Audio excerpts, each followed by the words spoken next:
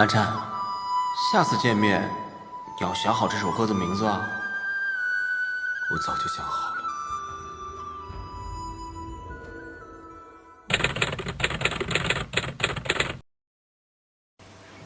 哎，你真的，你坐过去一点点。剪刀石头布，剪刀石头布。我还输了，你输了，你输了。你再往那边坐一点点。好，好，因为它太容易贴脸。带到腿吗？差不多，差不多。哇哦，不是这样上台的。这样我拍的。那就这样吧。什么？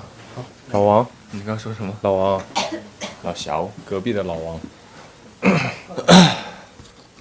你天天打我呢？天天骂我。你骂我？谁打谁？哎，哎，王一博，王一博，谁打谁？王一博。老板是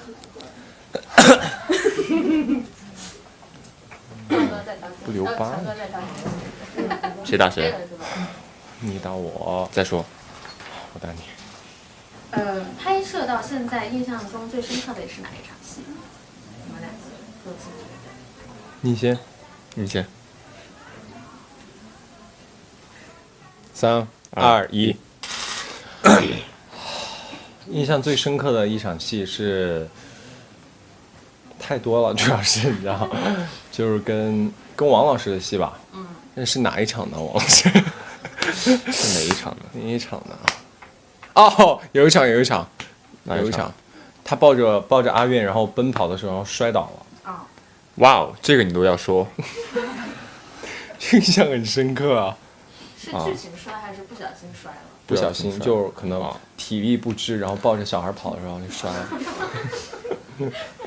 现在开始了是吧？是开始了吗？开始了是吧？我真的就突然想到，就是裙子长，你也看到，就是裙子很长，然后就抱着她要奔跑起来，所以说就一不小心踩到裙子了。对，好，你等着。好，那您准备开始。他印象深刻的戏。没有，肖老师没有什么印象深刻的戏，肖老师戏一直很好，就没有特别印象深刻的。哇塞！那你自己拍的印象深刻的戏有什么？哦，我知道了。你又知道了，我自己印象深刻的事情都知道。王老师在这个剧中很少就是有那种情感特别浓烈，然后有一场他就落了一滴眼泪，然后呢那个镜头拍的特别好看，特别帅，特别美，然后他就在现场给我们看，然后不停的闪回他流泪，不停的闪回他流泪。啊，对，是那场就是淋雨的一场戏，因为我特别想就是在拍戏过程中演一场雨戏，就淋着雨那样的。然后有一场戏就是特别爽，然后最开始打着伞，然后后来就把伞放下来之后，然后淋雨，两日天，然后呼吸不过来那种感觉太爽了。就你们说的这是两个不同的戏是吧？一个流泪的戏，一个淋雨的戏。对，流泪金丹那一场，那一场是差不多。我没有一直给你们看，怎么没有？就是拍雨戏那一天拿的手机给我们看的。那说的那不是金丹啊。那说的是雨戏啊？没有金丹，你拍雨戏那一场的时候，给我们看的金丹那一场的剪辑，你忘了？好像吧，不知道。那你们就是可以指出一下，就是觉得对方拥有的优点和缺点是什么？哇，我怕我们俩在这打起来。肖老师的优点就是开始了。缺点，肖老师的缺点就是优点太多。王老师的优点就是特别高级，无论现代古代装都特别高级，然后没有死角。然后王老师的缺点就是太高级，你知道，就太说了没太仙气了一点啊，就是互捧嘛，商业的。商业互吹。那继续吹一下吧，就是你觉得自己与对方就是在角色上最贴切的地方是什么？我先吗？高级，就没有。我说实话，他的气质其实跟蓝忘机说自己说自己。我先说你，然后那个跟忘机兄其实很贴的，其实就是很冷，有一种那种生人勿近的气场。就是如果不认识他的话，不熟的人见到他的话，会有一点觉得他这个人是不是有点脾气不太好。事实上，其实脾气也就还好。然后我呢，我觉得其实就熟了之后可能比较皮一点，就比较欠一点，就就是魏无羡也是类似于这样。对对，所以我觉得肖老师就是很皮很欠，就跟魏无羡很像。然后主要是我觉得肖老师笑容特别的甜，跟魏无羡更像。对。那您觉得您和蓝忘机就是就是贴切的地方？贴切的地方就是不爱聊天，不爱说话了。比较高冷。嗯，那就是你们不拍戏的时候，就是有什么消遣吗？打游戏，都玩什么类型的游戏？就是都是我带他玩。那技术也是你比较好吗？对，就是虐到没脾气，特别。哎，你说他有多欠？菜鸟。一个游戏他玩了可能几百遍了，然后我一来，就是他喜欢在我身上找那种成就感，你知道吗？我都不知道为什么。满意吗你？就是我刚拿到，我还要熟悉一下，然后他就开始就是说风凉话。你说你看你真是，我说我第一次玩，你这，但确实是没有天赋也玩游戏。我第一次玩那个塞尔达就是塞尔达，没有塞尔达，你塞尔达有卡呀，我塞尔达又没有，跟卡没关系啊。哎，算了，反正就是这样。私下里两个人会不会交流一些穿衣风格或者是舞蹈经验之类的？没有。都没有，这个没有。都没有啊。这个不管是穿衣风格以及舞蹈之类的。没有。因为肖老师本来穿衣服就很好看。没有因为王老师穿衣服特别有自己的风格，所以肖老师更有自己的风格，所以就没有什么好聊的。舞蹈的话就，上次那是最开始的时候，就是因为没时间，然后就扒了一个就是一个舞，然后他帮我扒了，特别厉害。王老师看了一遍就会了，真的看了一遍就说哇你这个舞太简单了，然后他就会跳了。这是真的，就挺厉害的王老师。就是听说你们在剧组中会互相叫对方的角色名，这个是真的吗？最开始的时候吧，是吧？最开始的时候，现在都不叫，现在就叫老王、老肖、老王、老肖。那就是最初是叫角色中，中途是肖老师、王老师，到现在就变成老王、老肖了。没叫肖老师、王老师，没有叫过肖老师，就是魏婴蓝湛，然后就老王，老肖。差不多。那就是起的昵称或者外号就是老王和老肖吗？就没有什么外号，也没有昵称，对就是老王、老肖。那在剧组中，你们觉得谁是最能活跃气氛的人呢？当然是魏无羡啊。我吗？不是聂导吗？你就所有人是吧？对，所有人所有人，大家都挺活泼的，我觉得。但是最最能调动气氛。聂导，是吧？聂导跟只要有，我真的就还好吧。那应该就是聂导吧。聂导吧，对。终于在这道题上统一了答案。对，聂导。谢谢，目前就到此为止。好，谢谢。慢慢等下来，反正不舍得他的感觉。算了，还是不见了好。笑一下，再看着他。好，往后走。哎，往你后边，对，往你后边，往你后边。阿赞往这边走就好了，出这边，直接出，对，直接这样走就好了。好忙哦。来吧，往后走就好了。好，明白。前面那个做多点铺给我们。好，来，多点。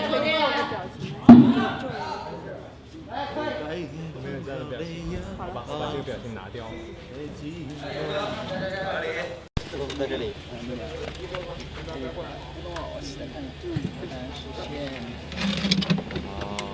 然后后面那根头发弄一下，然后右边的刘海再弄一点点。好，来，小旭啊。看了。后面那几根。就那个皮。对，勾那几皮，那几根。脏了。再帮我再看一下。开始。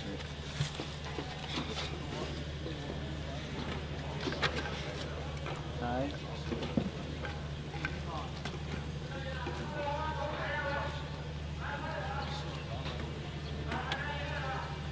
走。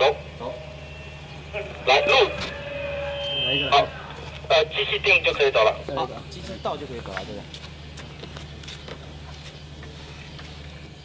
来录。预备，开始。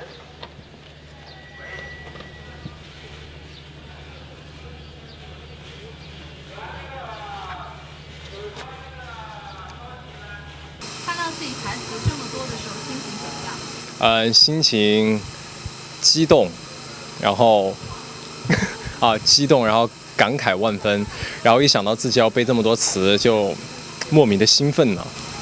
会羡慕王一博的角色台词少吗？有时候会羡慕，到一些比较关键的场的时候，然后我要长篇大论的时候，这个时候我就有点羡慕王老师了。演了这么多的服装戏，发际线还好吗？发际线不太好，心疼我的发际线。什么时候考虑会接现代戏？一直都在考虑啊。Pick me。最想演什么类型的嘛？其实我最想演的类型是比较腹黑一点的，然后一个迷人又可爱的反派角色。最喜欢魏无羡的哪句台词？最喜欢魏无羡的哪句台词是，那句是怎么说的？管他熙熙攘攘阳光大，我非要一条独木桥走到底。如果自己是神行令世界里的人的话，会想做谁？会想做谁吗？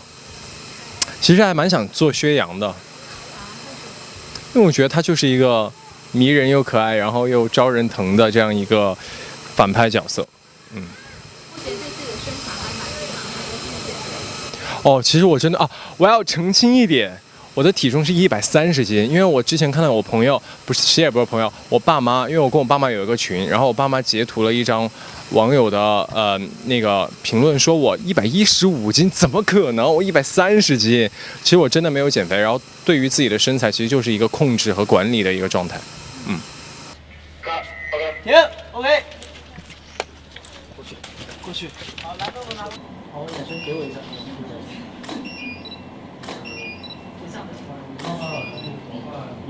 2、1，开始 ，OK 的可以坐下。OK。看到问题，往前走。等着，我去给你打电水。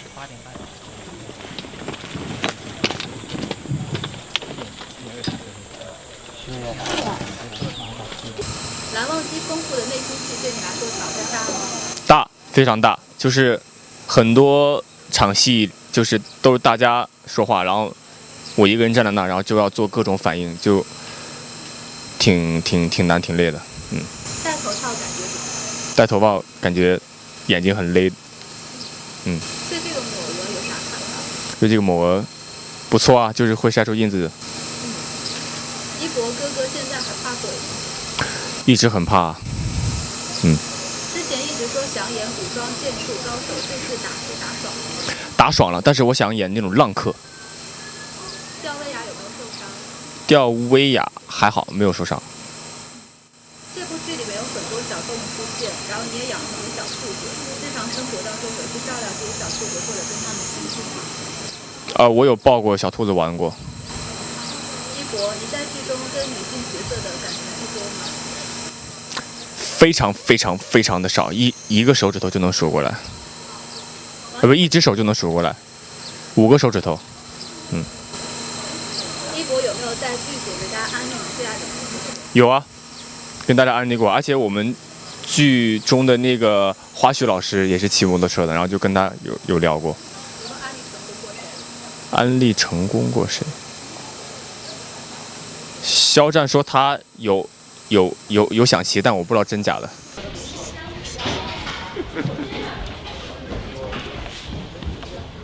西呢？什么传言？哦，什么传言？然后我就被打了，对不对？跟他说，江城，江城，不否认，不然你也会死。打了，对，这边是没看到子弹的，然后再给他之后，他手里就有子弹了，然后一直到紫光闪过，哦，不能打你到我身上啊，对，被打了。所以我在哪儿？我在哪儿被打？你本来在这里，逃到那边好远。然后远，然后我会被打，然后我就跪下了，对不对？对，就脚软。哎，张哲在哪？我在哪？这边站着换位吧。这边他不是打他，不是打他背啊，打他窗户。跪下。江城，成一股让，然后我不然连世界上。然后你没有让，然后我才会说，你八该。然后我才会说江城你让开，你别管，江城你让开，你别管。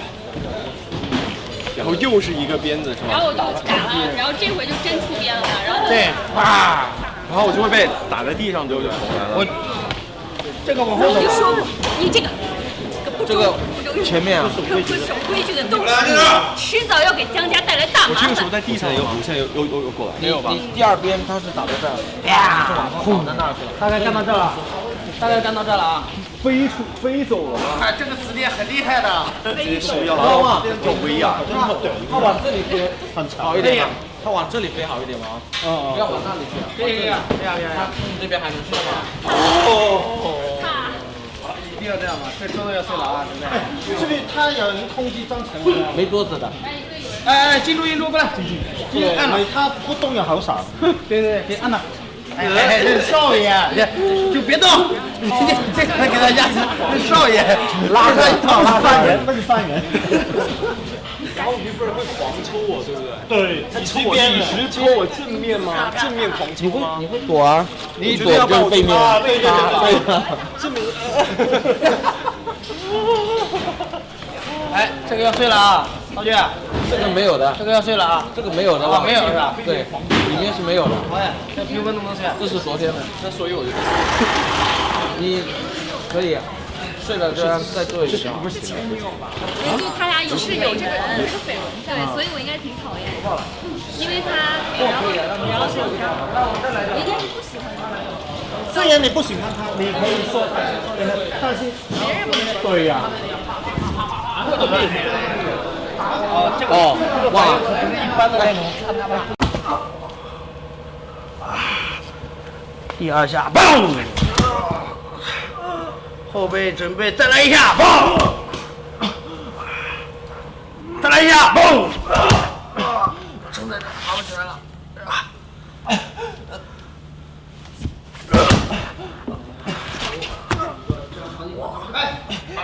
哇！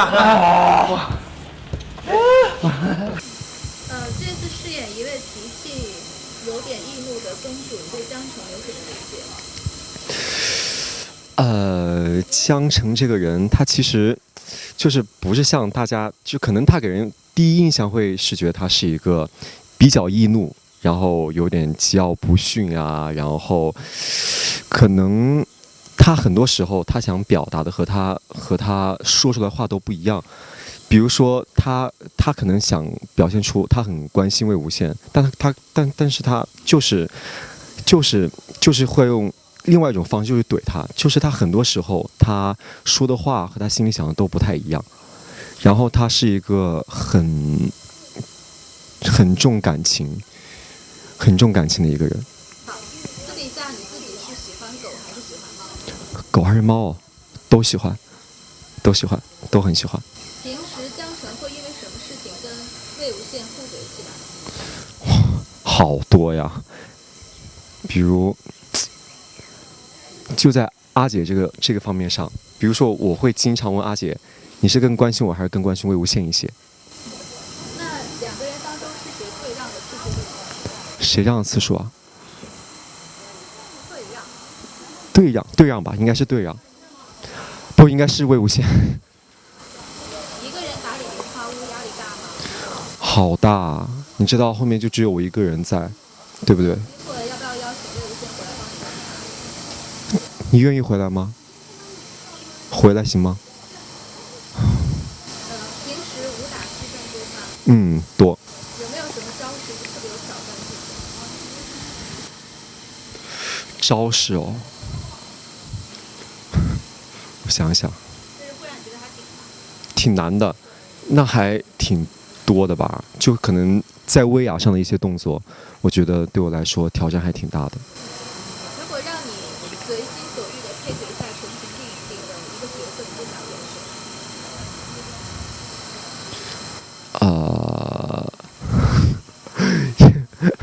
我想演，试想我没有啦，我想演，其实没有，就是想演江澄哎，一个人带孩子真的好累啊，一个人管其他真的好累啊。倒一个嘛，倒一个啊！哎，再来一个，再来一个。你刚刚是不是在犹豫手要放哪？暂停。来录，来，预备，开始。早就听闻兰陵今世极重礼仪，如今看来也不过如此。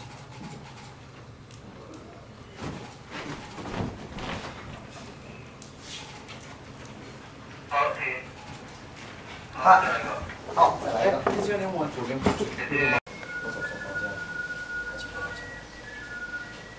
何来走错一说呀？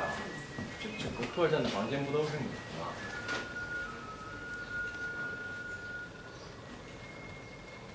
早就听闻兰陵今世极重礼仪，如今看来也不过如此。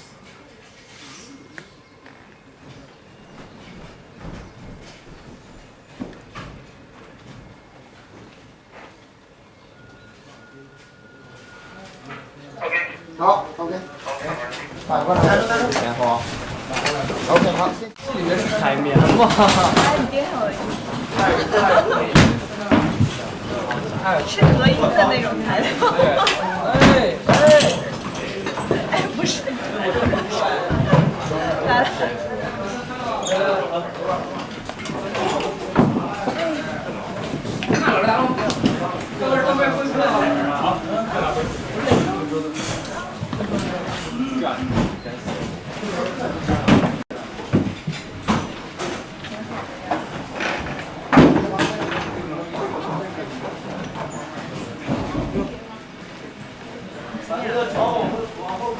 好嘞。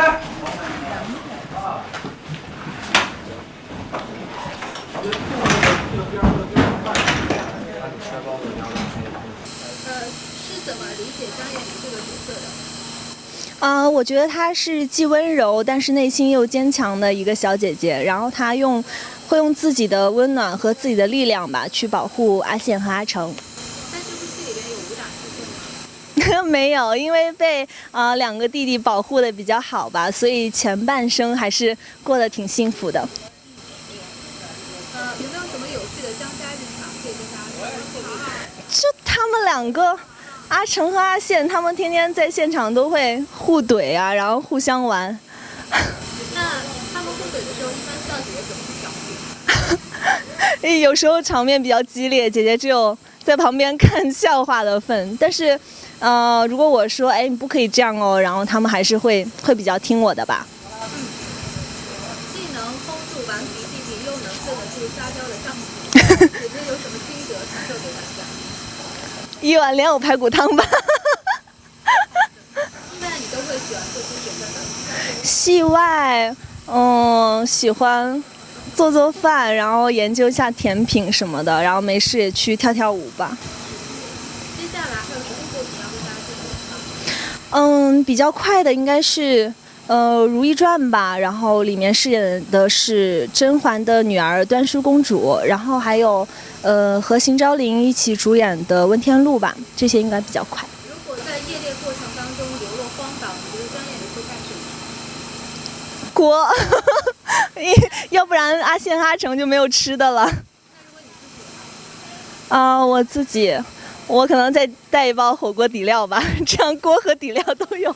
朋友到我这里来，在这里集合啊！老远儿来现场。小朋友这边来，老远儿来现场，老远儿。多过来，来小朋友。听到了。好了，所有小朋友过来开着麦的。哦，对，你开着麦的。好，到这来，都到这来，都带上灯笼。安排一下。安排啥？老王。给他叫走了。老王要安排一下。我以为是我。没有，老王要你安排一下。安排明白了。安排了。不是给你们安排过了吗？为什么还不明白？康文刚来了。啊，他来了。他来干嘛？你问我。有点小家的话，眼泪有没有现在打算然后就那啥那啥前面的纠结呢。现在有你做。干得！你跟马哥来对冲了是吧？干得好。就告我就这里拿相机咔上就是长那样子。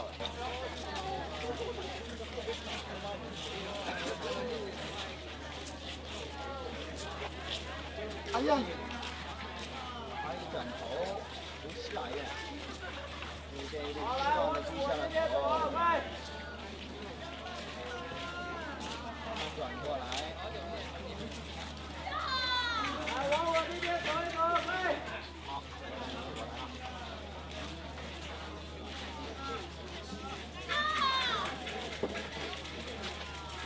你还说你不行？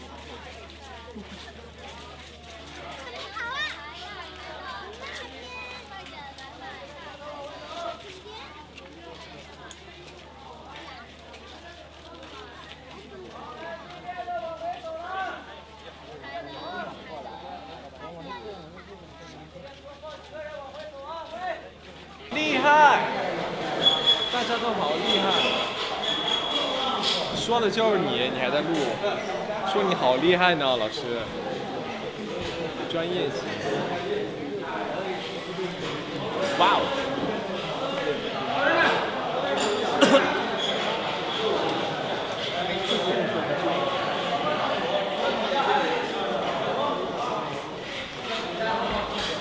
啊！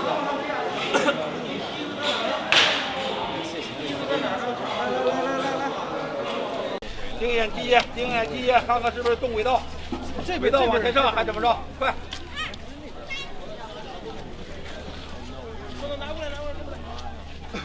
你分散着干，别一起扎一堆儿啊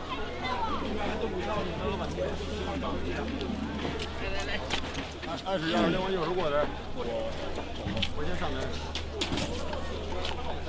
那都不用动了，都不用，不要夹面的，就夹火的，夹火有点光。加油啊，战哥！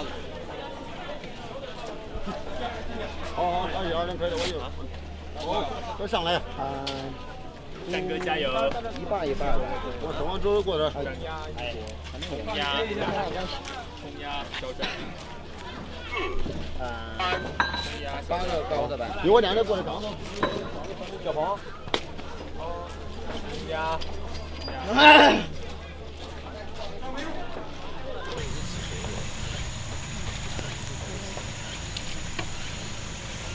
我没有亲眼所见，只是走走入魔，对不起，走火入魔。好的，哎呦，好，再来一个吧。这个位置怎么样？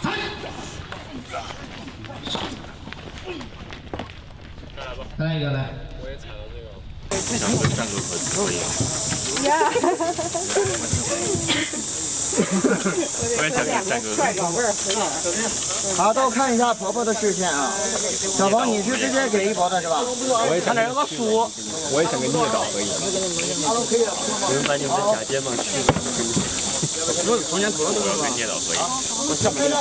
OK， 来，安静。好，这边看婆婆就看本人就行了，好吧？主持人，我呢，我要高一点吧。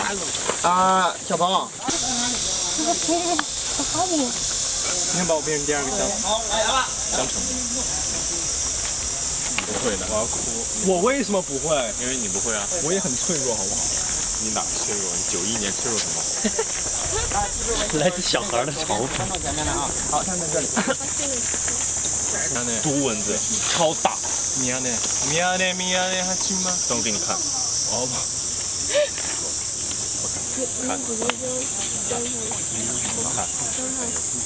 等一下你怎么看到的？啊？你怎么看到的？别人拍给我的，从背后。哇，你！我以为你有看图吧？3、2、1，开始。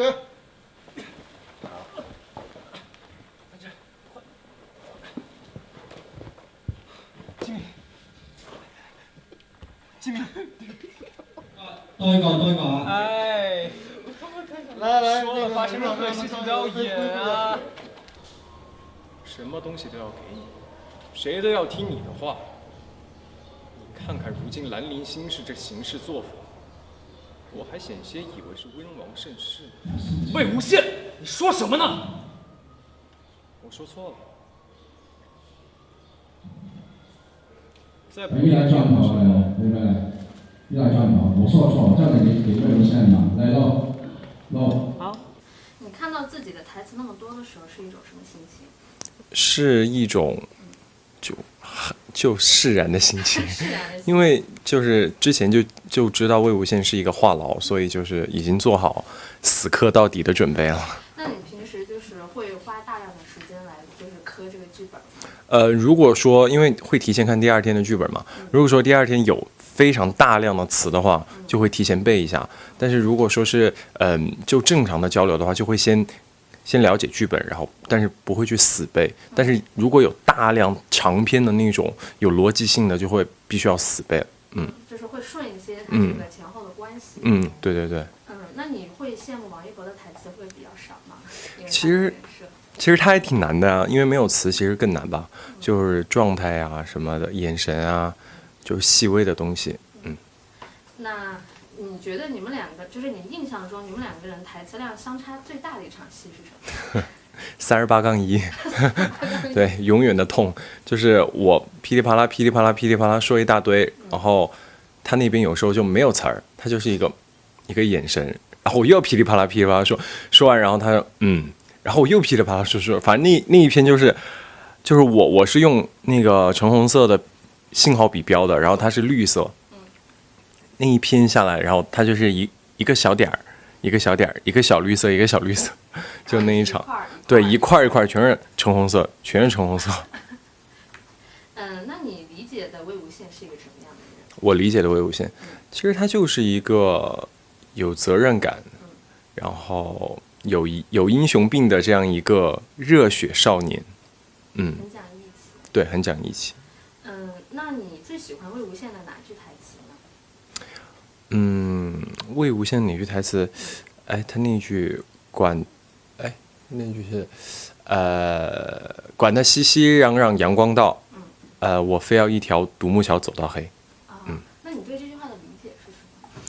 就是不管这世间纷扰是怎么样，世间的看法是怎么样，对我的看法是，对我的理解是怎么样，或者是误解是怎么样，我就要走我觉得正确的道路。那如果你自己是陈建宁世界里的人的话，你会希望自己成为谁？对，还是魏无羡。原因是？我觉得这个人就特别棒。是我想要成为的人，不管经历了多少事情之后，经历万千之后，仍有一颗初心和热血的少年之情。那就是你在剧组中就是被仙子追以及骑小苹果的感觉如何？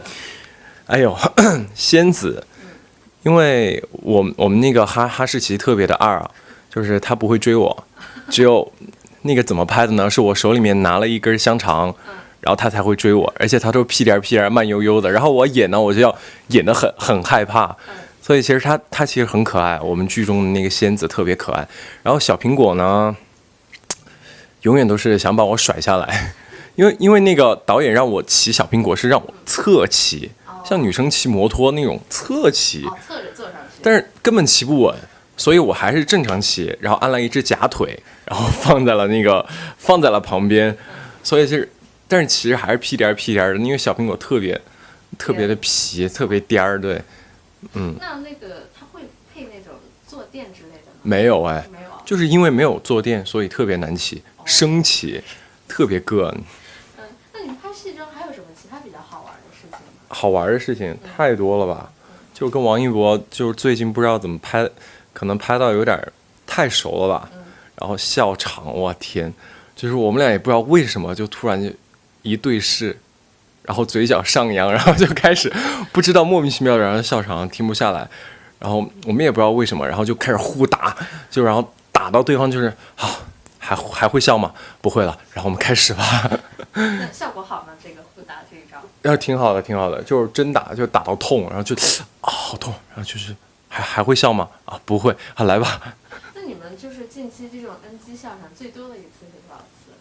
最多的一次其实也就还好，也就一两次，比如昨天晚上又笑了一次。昨天晚上我跟他从那个精灵台上跑下来，那个台阶特别高，然后特别多那个步数，然后我们俩其实也不太懂，说飞下来不就好了吗？但是导演觉得说跑下来更有那种危机感，然后他要拉着我跑，我们俩就这样小碎步，你知道吗？然后我们就抑制不住自己想狂笑，因为就感觉特别小碎步，特别萌，一点就没有那种大侠的感觉。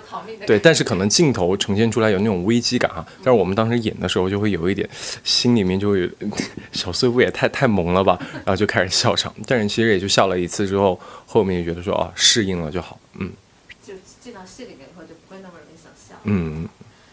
那你演了这么多古装戏的话，现在觉得自己发际线还 OK 吗？好像不太 OK。那问一个犀利一点的问题，那会考虑植发吗？因为现在好多人都会考虑这一点。其实如果有时间的话，可能会哦。我觉得这没有什么，所以大家可以关注我的发线。如果发现某一天变得很完美之后，可能就是就通过一些科技的手段让现在粉丝很想了解，就是你未来会考虑接现代戏吗？当然会啊，谁不想呢？每天都帅帅的，然后又不用风吹雨晒，又没有鼓风机对着脸吹，又没有风沙，又没有树叶打脸，谁不想呢？谁都想。那如果就是有机会接的话，你最想演什么类型的戏？最想演一个迷人又可爱的反派角色吧，那种逼的那种杀手，你知道吗？那你觉得就是你自己来看，你的古装帅一点，还是现代装帅一点？都帅，都很帅。是的，然后呢，这又有一个很犀利的问题，就是除了你之外，你觉得谁的古装也很好看？王一博呀，王老师老王特别帅，老王哇，现代他用他自己的话说特别高级，对，老王就是高级，特别高级，那如果让你给自己排个名，你觉得你的古装在男艺人中能排多少？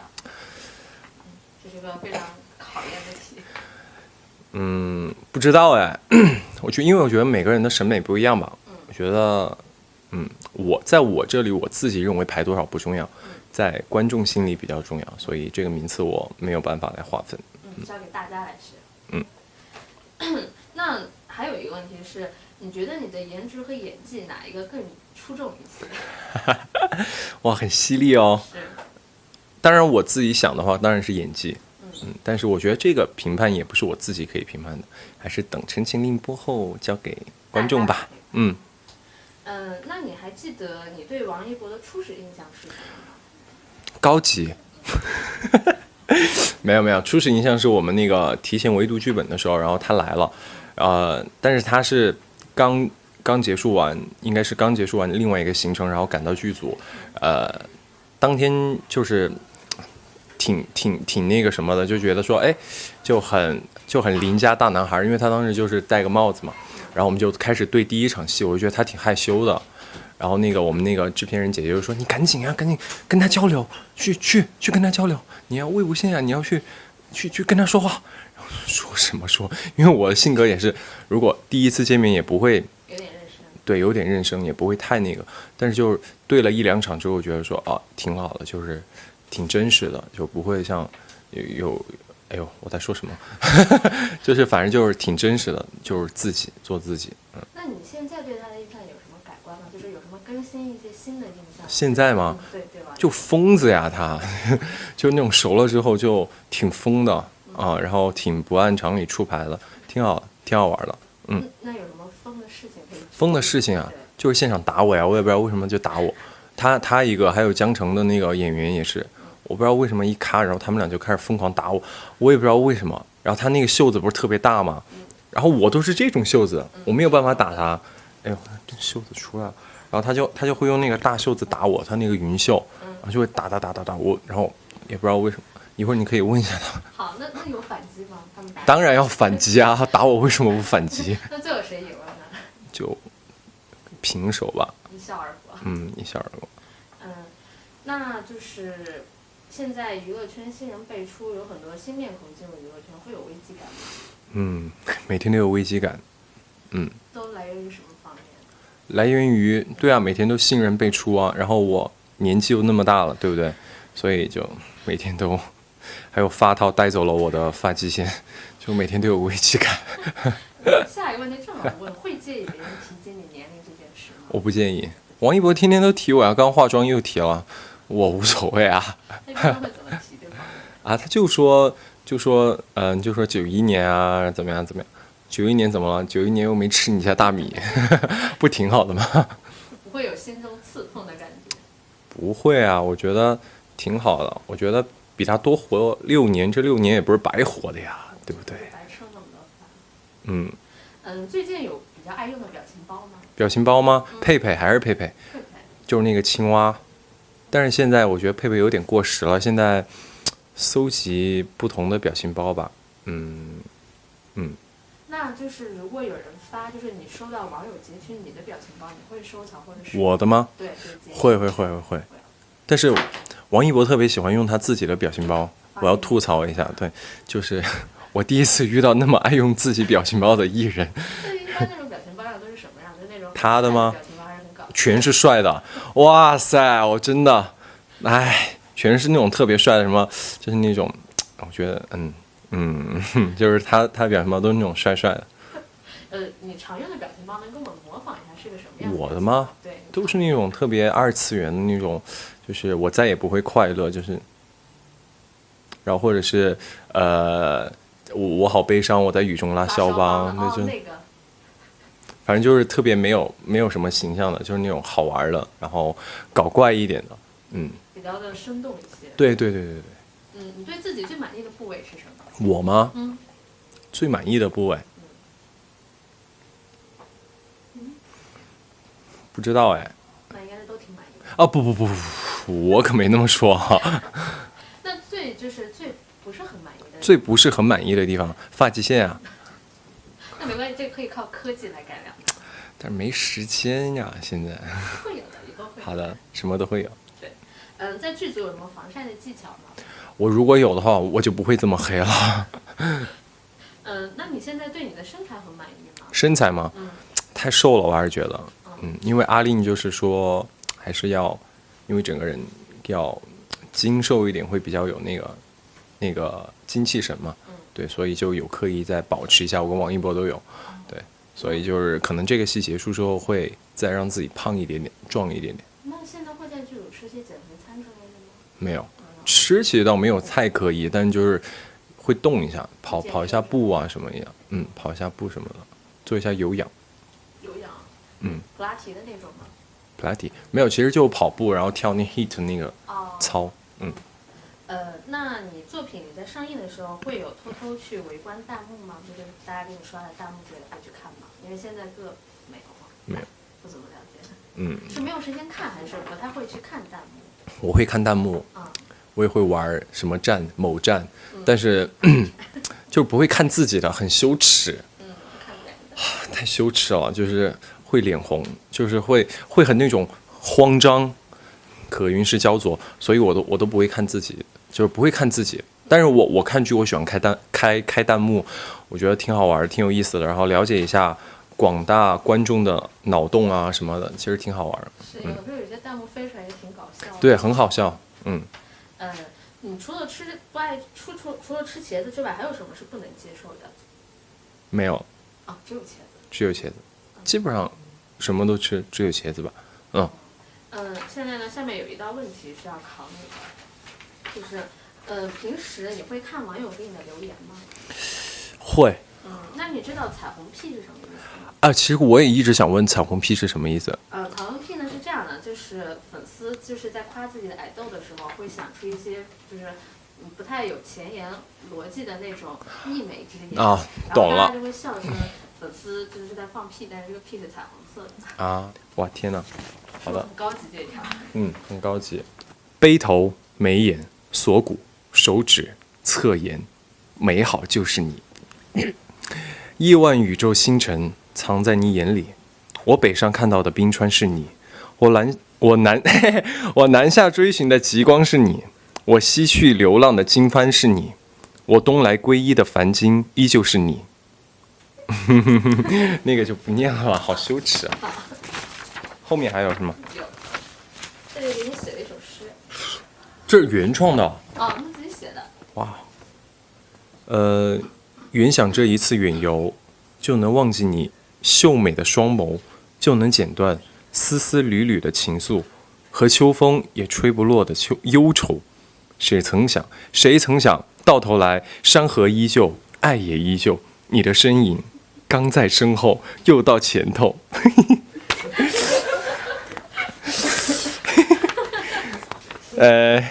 肖战爱你。哎呦妈呀，汗都出来了。等一下，我拨一下我的刘海，刘海贴脸了。我的妈，这什么？哎呦，这么夸自己，我有点，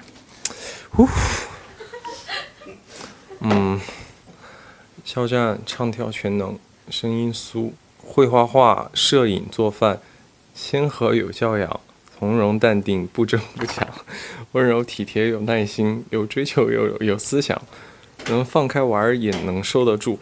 不是那种端着架子不玩的人，玩不起的人，也不是一玩起来就放飞自我、分寸全无的。果然长得好看的，只是他众多优点中值得一提的一个呀！啊！有什么感想吗？对这些写出这些假东西的？我把放后面啊。啊，感想吗？就是这些都是粉丝为你写的。啊，感想就是我好热啊，就是有一点羞耻。我没那么好，你们不要这样，我有点有点惊慌，没那么好，就是一个普通人，对。一博骑车好帅啊，拉丁舞跳的也好好，唱歌也好好听啊。先跟我们入戏的小伙伴们打一声招呼。Hello， 入戏的朋友们，大家好，我是王一博。好，那么现在采访开始。在你眼中，你理解的蓝忘机是一个什么样的人？蓝忘机是一个不爱讲话、面瘫，但是呢，内心很胸有成竹、非常自信的一个人。那你理解的，就是你最喜欢这个角色的点是什么？话少人狠。那你觉得你跟蓝忘机有什么相似之处吗？话少，但是人不狠。人一半狠吧。是他比较狠一点是吧？还是？我也还行。那就是但是没有他那么厉害吗？还是指就没有他？您指的哪方面？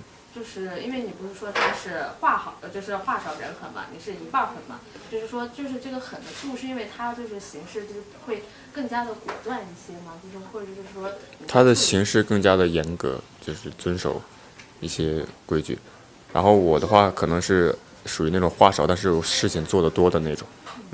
蓝忘机他有比较丰富的那种内心戏，你觉得这对你来说挑战大吗？挑战大，因为他在表情上不会展露那么多，一般都是在眼神上。然后我是第一次算是演古装，然后就最开始很不适应这个头套勒眼睛，然后这个眼睛的表演方式就调了几次，然后才能找到那个点。就主要是眼神方面的话还是比较难的。那你平时都会怎么在琢磨这方面呢？就是下功夫的时候。一般都是肖老师带动我，然后我去展现这个眼神。那就是到时候也会就是在拍的时候会拍一些就是面部的这种特写来展示，就是眼神这块吗？就是在呈现的手段上面。那是镜头导演的事情吧？就是你是不担心这方面的对吧？就我演我自己就演好这个角色嘛。那陈其令应该是你的第一部正式的古装，你觉得如何？就是在就是出演之后。对，就是我刚才说到的，就是我第一次算是正式的演古装，然后就是眼神方面就是适应了一段时间。那你觉得有挑战的地方也是就是在眼神这块诠释嘛？因为就是蓝忘机他这个人设的问题，所以说你觉得最大的挑战也是在这儿吗？就是眼神方面，细微的眼神，然后表情不能做太多，因为是一个很沉稳、很有自信的人，然后还是一个面瘫脸。就是就是在其他的方面不会觉得特别有挑战，还是说其他部分也有一些地方觉得？我觉得还好，就打戏的话对我来说还好。因为就是舞蹈功底在。因为我肢体算比较协调吧，就打戏方面就是还好，就没有说很难做不到那样。那你在拍打戏的时候，就是那像吊威亚呀这些，会觉得有障碍吗？没有，没有，完全没有。也没有受伤。没有受伤。那接下来有比较想尝试的角色类型吗？接下来，我想，一直很想演校园的那种坏学生。坏学生。对。然后之前说就是一直想演一个剑术高手，那这一次就是剑术这方面的比重大吗？剑术比重特别大，但是他是蓝忘机的剑术是那种比较仙气的，但是我想尝试那种剑术高手是比较浪客的那种感觉。格斗戏很多。对。那就是说，如果之后有这样的戏的话，你会打得更加的酣畅，是吧？对。花招很多。对，特别喜欢演打戏。特别喜欢，是为什么会特别喜欢演打戏呢？感觉很酷很帅啊。但是这样的话会受伤，也不太介意。小心吧，其实还好，就是喜欢的事情就要去做嘛。做到极致。从偶像歌手到主持人再到演员，这么多重的身份中，你最喜欢的是哪一个？还是最喜欢舞蹈吧，歌手，然后是演员。那演戏和舞蹈这两件事的话，就是你最喜欢的是，也是舞蹈。有什么原因可以？在舞台上的话，我会比较释放，比较开心，发自内享受，对，更会享受一些舞台上的感觉。那这一次跟肖战合作感觉如何？特别棒。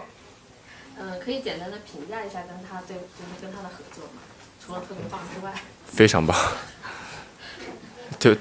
就还挺融洽的我们。然后他刚才在采访中就说，就是平时就是机一停以后呢，你就会用云袖甩他，然后他说他不知道为什么，就是你这边有什么解释的吗？没有很好的解释，就想打他。我们俩就爱打着玩，他也打我。对，他说他还击了。对，他也打我，不说了。外界会给你很多标签，其中就是高冷和话少是最高频提及的。那你现实中是真高冷，还是其实是因为个性比较害羞，所以？我属于那种慢热型的，非常慢热。然后就是合得来的话，就会马上变一个人。但是确实话是少，就是没有那么多的话去说。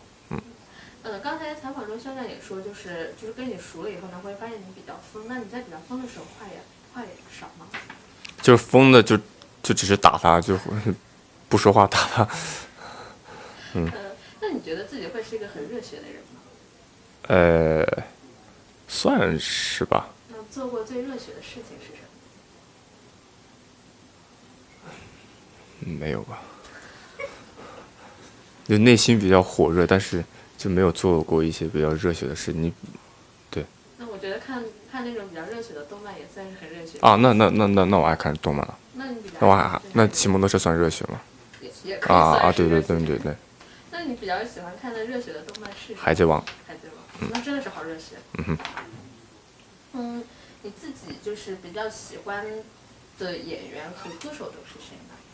歌手的话，我喜欢 Chris Brown 跟 A$AP Rocky。然后演员方面的话，没有特别喜欢的。那你喜欢的歌手？彭于晏。那就是喜欢的歌手可以给大家推荐一首你就是最喜欢的他的歌吗？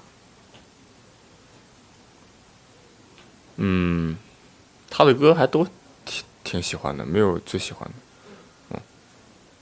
那你自拍时最喜欢用的手势和表情是什么？可以展示一下。自拍字少哎。就是我喜欢拍左脸，然后比。如果让你给古装的蓝忘机选一个合适的舞蹈，你会选什么样的舞蹈？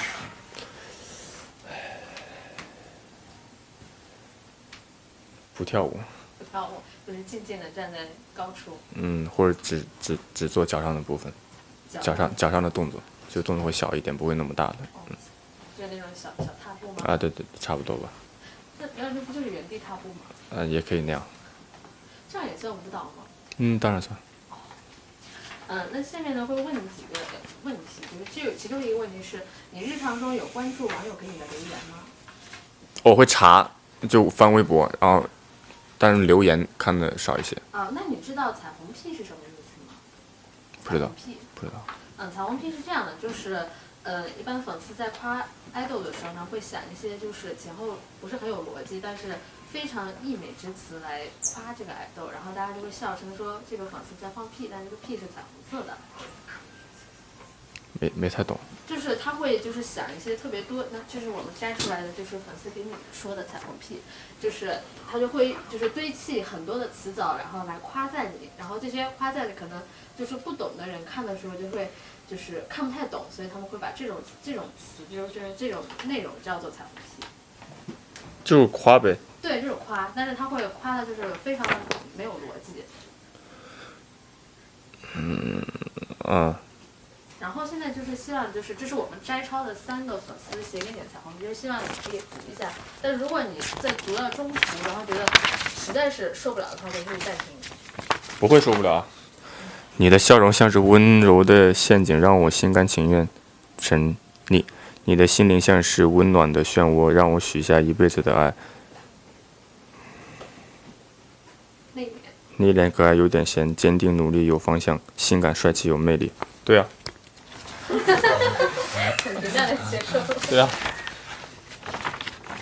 你是光，你的光芒刺眼闪耀，让我知道，只要拼搏才能有属于自己的，不是纸碎金迷包装的光。你站在聚光灯下，以阴为伴，以武为魂，那是你，我们一直喜欢的你。感谢未来的路，我们有你陪伴，像光从不畏惧黑暗。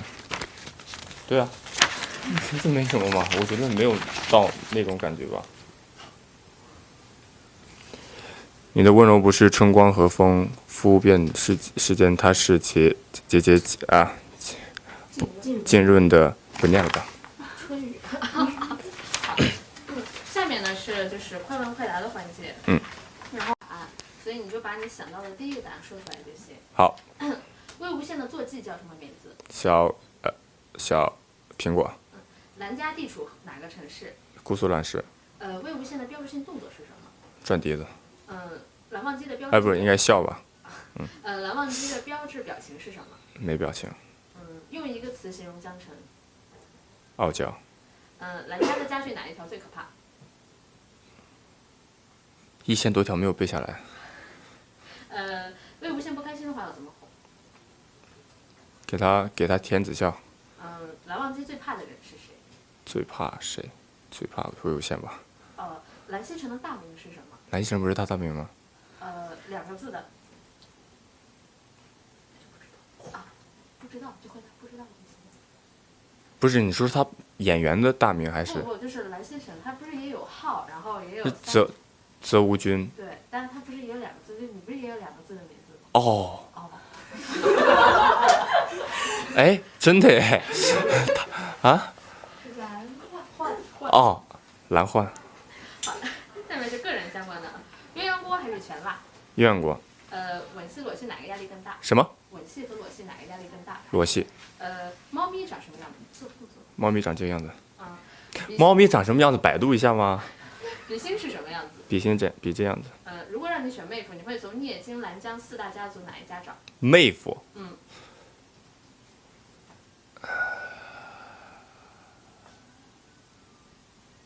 金家的吧。财力雄厚吗？就感觉金家更好看一些吧。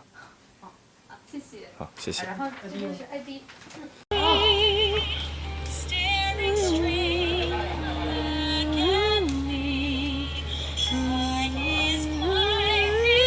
片尾在谁呢？我听不到他的声音了。我给他先一点，快！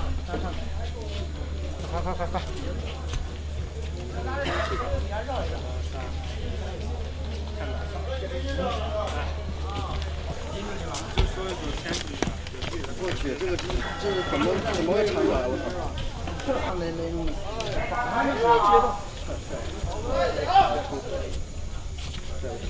没事，没事，就把他拉上去，站在那儿，我多少换一位而已。这个是干嘛？这个是干嘛？你拉一份。什么东西啊？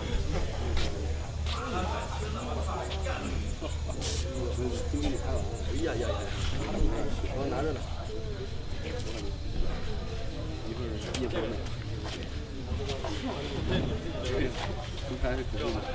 我饰演的薛洋呢，确实是一个纯粹的坏人，但是他因为幼年的时候遭遇了不幸，然后他所以说他一直在成长的过程中一直在报复这个社会，我觉得他是一个嗜血又嗜糖的一个坏人吧。我是从他的那个身世背景嘛，理解入手的。因为小星辰是一个师承道门的人，然后要先从他的这个背景入手，然后紧接着再从那个人物关系上，就是展开对他的一个理解。那你们平时在你们平时在饰演这个角色的时候，都会通过哪些方面细节或者表现出你自己理解的这个人物特色呢？就是表演的一些形式啦，或者神情啦这方面，有没有什么想法或者感悟？就是尽量贴角色呀。对，我知道是贴角色，就是有什么表现吗？比如说你理解的小星辰，他会有什么？说是特点吗？这个会，就是像小星辰这种属于，他有一个特点是笑点蛮低的嘛，然后所以说就是可能拍戏的时候就是会注重一些。对戏的时候会多笑一些，因为他是一个笑点特别低的人，这样。薛洋呢？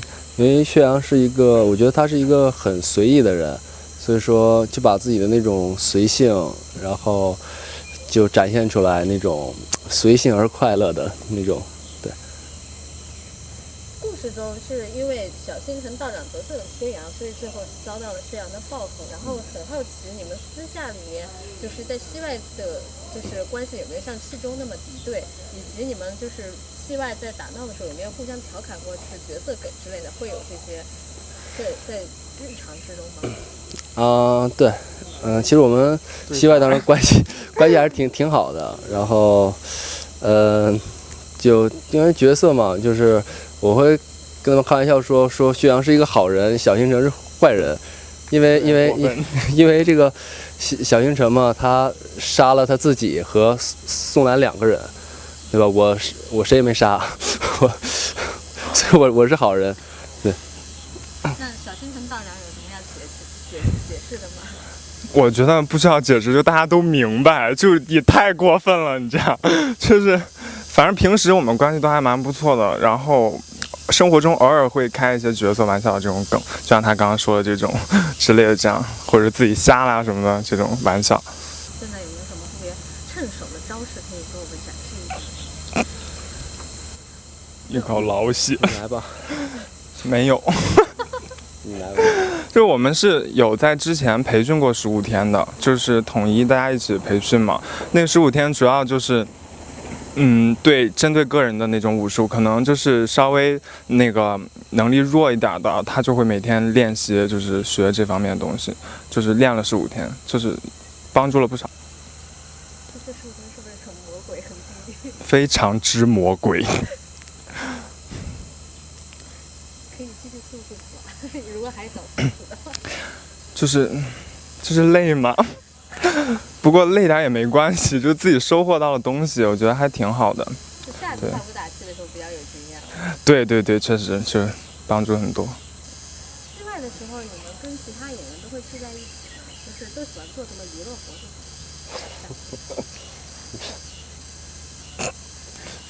你说吧。会吧，会，就是平时可能会去，空闲的时间可能一起去吃个饭啊什么的，等等。然后就是在戏上的时候，一般是和哪几个主演碰面会比较多？就是一成组的时候就。一成组比较独立。对，只有自己吗？就我们4个吧，我们4个人就是还是蛮多。然后今天宋兰道长还抛弃了。对。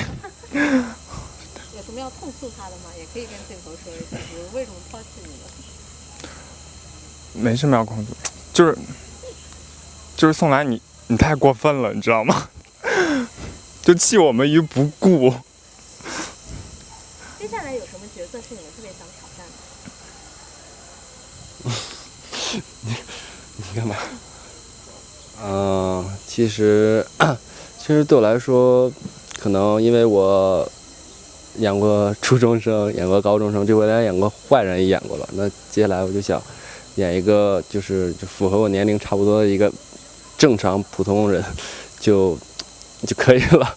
我觉得，因为我还没有演过一个就是说实话跟我自己年龄特别相仿的一个角色，我觉得这个我还比较期待有一个这样的机会。对。之前你在《沙海》里面饰演苏万那个角色，跟你相差很大。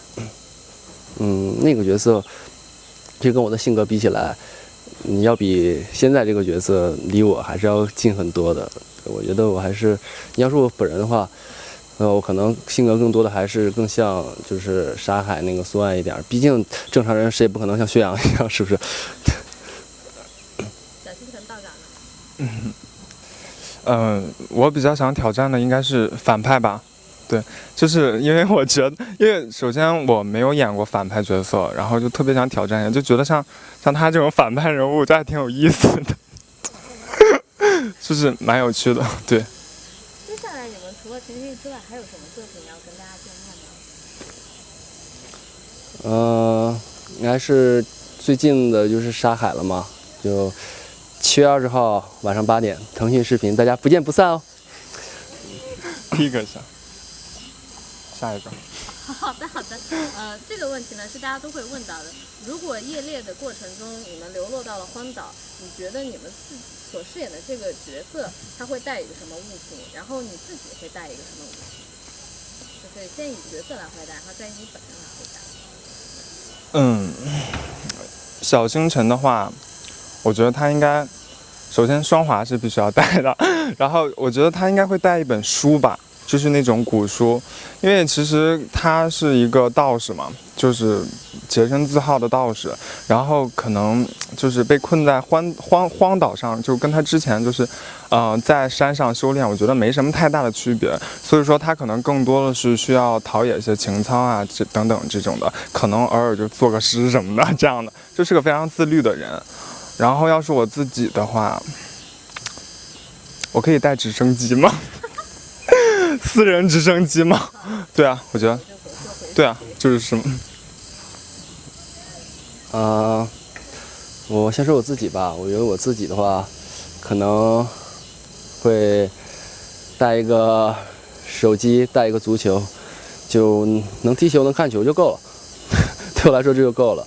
那对薛洋的话，我觉得可能对薛洋来说，他只要把小星辰道长带上就他也够了。小星辰道长能帮他解决一切问题。对。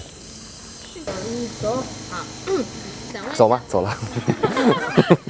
这次饰演的温宁呢，其实就是在人设方面，他是个非常温柔的男孩子，同时呢，他又有他另外的一面，就是会变成鬼将军。是。对，就是这种两极化的表现，你在就是诠释中都是就是诠释这种两极的，就是温柔理解。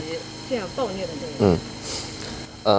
其实他就是我现在的装饰就是温宁，这是前期的一个妆容嘛，然后他后期会有那个鬼将军的妆容嘛。其实他在性格方面的话，就是这个时期和之后鬼将军的性格的话是没有差别的。其实他唯一的差别就只有在打坏人吧，就打其他小怪兽的时候，就是会变得凶暴一点点。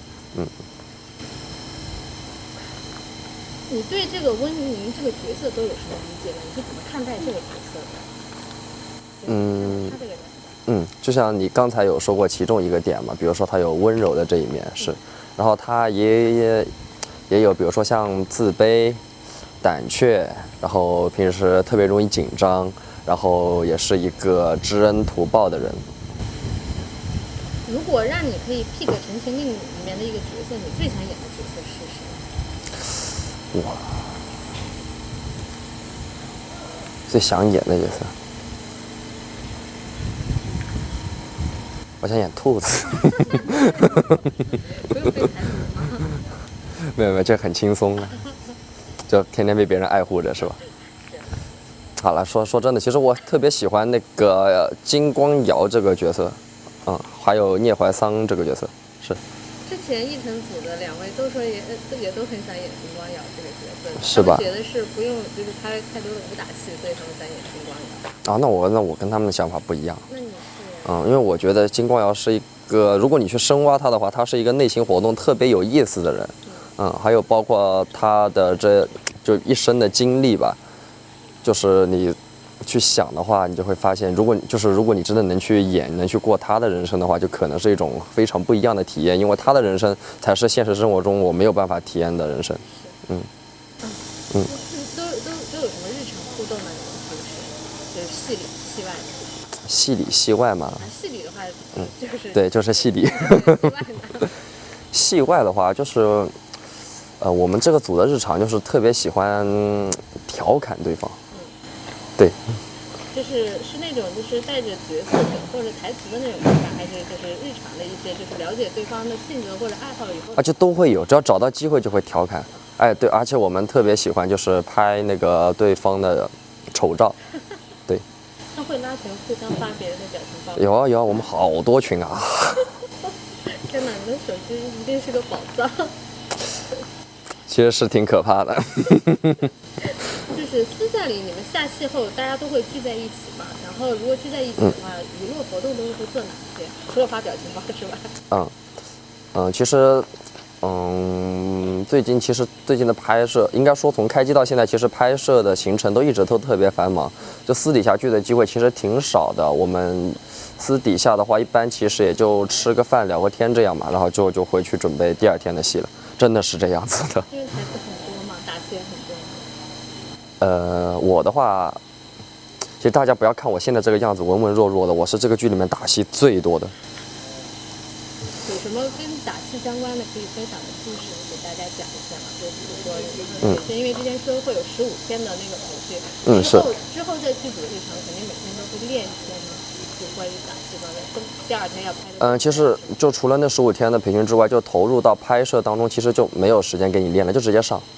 对，就是武行老师直接教完了之后就得直接就上了。然后其实我是第一次雕威亚，就很庆幸自己可能自己有一点那个舞蹈的基本功吧，就是学起来速度还可以。对，然后很多动作也是其实我大部分动作也是自己完成的，就也是挺自己对自己说自己满意，是不是不太对？很厉害，但是过程中没有怎么受伤吧？就还好。也有受伤的那个过程，对，就比如说也会发生一些失误啊，就是比如说，就会被踹到啊、踢飞啊这种，这还是挺正常的，对。听起来有点惊险。打戏嘛，未来你有什么类型的角色想要挑战的？接下来你想演？其实当时我在那个子怡说，我当时在接到这个采访稿的时候，这个问题我想了好久，因为选不出来，就想演的真的好多，就是我很想演坏人，就是那种坏到很极致的那种坏人。金光瑶的那种坏呢，还是宣扬的那种坏，还是另外一种坏，跳脱于他们之外的坏？跳脱于他们之外的坏，对，复杂的坏。是，就是想演那种很复杂的坏，然后也想尝试一些，比如说，反正只要是平时生活中没什么机会尝试的话，那些角色的话，都想在戏里面过个瘾嘛，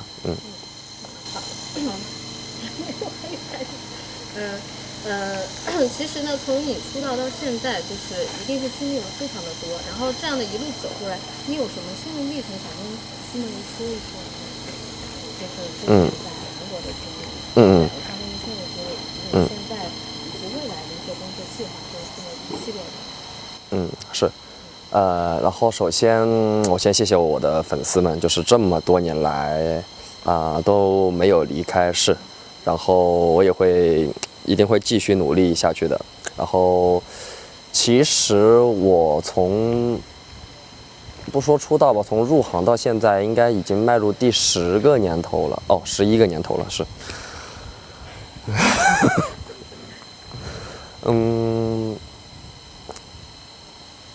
等一下，我想一下。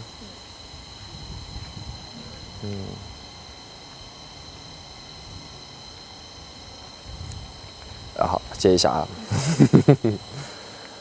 从入行到现在迈入第11个年头了，然后，其实我是一个那种，我是一个在选择的时候会犹豫，但是一旦选择了之后，我就是那种会一条路走到黑的人，所以说我的人生中不存在放弃这2个词，也不存在后悔。对，也不存在后悔这2个词，就是还是会继续走最初的音乐这条道路是不会放弃的，就是以后应该还是会有一些音乐作品会跟大家见面的，然后夹杂着影视作品一起，对。保持自己一直直以来的初心。就是作为就是在剧中被各方势力追打的温家人，而且今天还穿着温家人的这身装束，你有什么就是小诉苦的吗？心里苦可以分享出来的吗？就因为温家其实并不所有人都是坏人，有没有就是想为温家人也说一说，辩白一下呢？我觉得其实我在拍戏的时候印象最深刻的时候就是江澄。江澄他是一个怼温家人怼得特别深的一个人，怎么怼啊？就是动不动就什么温狗啊，哎呀什么的，哎呦我的天哪！那他也会就是他也会对你这样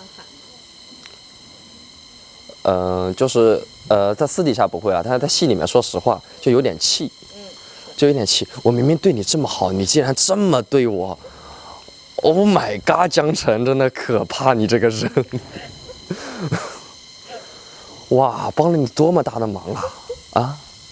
你告诉我，你这么对我，你心里面良心上过得去吗？过不去吧？唉。请你回复乡民，明日我会亲自下山驱除水虫。公主近日劳累，像水虫这种水中草木形成作乱的小精怪，弟子愿无代劳。此事没那么简单，我得亲自看看。你准备准备。万队长，明日随我一起上。是不是要自己演的？台词会比较多嘛？因为之前就是说王一博的台词也来忘记特别少。哦，我的台词啊，那肯定比忘记多。对，那作为就是号称是独地机，就是现在戏也拍了一段时间，那跟一博在戏外有默契吗？能不能比如说他的一些想法呢？他的想法，反正我是比较了解，因为我们性格比较像，我们生日就差了一天，我是3号，他是5号，然后导致平时就接触到后来发现爱好也很像，就我们都比较喜欢收藏东西，然后比较喜欢就是陶冶自己，就是我们比较都喜欢收集那个手办，那都喜欢收集哪一个就是动漫的手办呢？他是收海贼王啊，然后还有乐高啊那些积木，然后我是收那个漫威的那些，就复仇者联盟那些。有哪一款是你的真爱品？想跟大家就是炫耀一下。我是特别喜欢美国队长的，然后美国队长的每一款我都有。然后前段时间我刚收了一个10周年限定双盾全黑武装美国队长，那个全世界就250个。那你是怎么抢购到的呀？找各种人啊，然后在那个展会的时候，我就托人排队，用他的身份证，然后买了一个。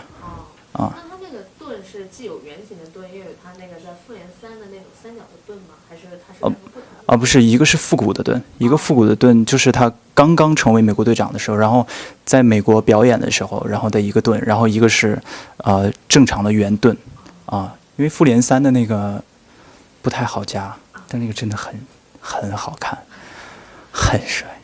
那到时候这张盾能加吗？然后还有一个我特别喜欢的就是漫威之父斯坦李，就是那个复仇者联盟的作者，漫威的作者，他的手办真的是涨价涨得超级快。就他本人自己的手办。他本人自己的手办，然后给他放在我的那个柜子里的王座上面了。是那个《权力游戏》的铁王座吗？我那个王座很大，那个是灭霸的座位，然后我坐上把那个老头放在那个上面了。那有给他配一下灭霸的手套吗？那没有，灭霸手套还没把戴着，给他配了一支笔，然后手比的那个蜘蛛侠的那个手势。那你们平时除了聊手办之外，还有其他的话题吗？一博会给我看赛车，然后他是收了32个头盔，然后平时会聊篮球，然后他玩那个2K 的游戏，那你会跟他们一起打游戏吗？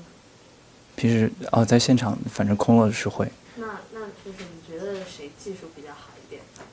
一博挺厉害的，那你自己的水平如何？我比他差一点。那比肖战好一点吗？我俩差不多吧。因为刚才就是在采访的时候，就是大概就是听他们形容，就是王一博的技术很厉害，然后肖战是类似于菜鸟型的，就是那种在技术上是被狠狠碾压的。没有，肖战他说话就是很谦虚，他玩的很好的。啊。你们平时都玩什么类型的游戏？吃鸡啊，射击类的游戏。然后最近一波玩那个皇室战争，就那个塔防类的，那都是前几年的游戏了。然后后来这2天，反正我也下载了，然后阿战也下载了。那可以稍微剧透一下，在剧中你跟弟弟的蓝家日常是什么样的？他弹琴，我吹鼓箫啊。还有其他的吗？其他都眼神交流。就是他不说话，然后但是你知道他要做什么。啊，对。私下里的话，在剧组大家下戏以后都会聚在一起做什么？健身是肯定的，就首先要健身，然后平时聚在一起聊聊天呗，然后就隔1个月，反正就奖励自己吃个晚饭。那他们聚餐的时候你不会去吗？对，其实我也有考虑过这个事情，就会导致我显得我好像很不合群一样。但就是我吃晚饭真的就会胖。他们有的时候会在一起吃晚饭，但我后来我会去，然后跟他们聊天，然后但我不吃，就看着。可怜了。习惯了。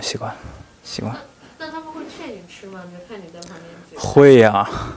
谁劝的最凶啊？阿瑶，金光瑶，劝。那他是吃不胖的体质吗？所以他就是吃不胖的体质，他晚上都会吃1整只鸡，然后再喝汤，然后还有冰淇淋，然后再加上雪糕，然后他都不会胖，然后第2天非说自己肿。他头那么小，他的头号是全剧组头最小的。然后他说第2天他脸肿了。对啊，他是53号的头围，那是一个小学生的头围，小学生可能都会比他大一点。然后他非说自己胖，然后说的同时晚上还是要吃夜宵。那你在旁边是不是很气啊？关键是晚上的时候他会给我发照片。那有什么回击他的地方吗？回击他，就会阿战那个口头禅，我靠，你是人吗？就这样。那现在有一个这样的问题，就是如果你在夜猎的过程中流落荒岛，你觉得蓝曦臣会带一个什么东西呢？带个什么东西？带金光瑶啊？不是带个东西是吗？带金光瑶也行，带金光瑶也行。哦，不是，我一开始想的带忘机，但忘机我一定带不走，因为忘机肯定就被那个小魏公子给带走了嘛，所以就带金光，不能带东西，带剑带他的剑，因为他可以御剑飞行，就直接就飞走了。好机智哦，这个。我去这边。我去这边。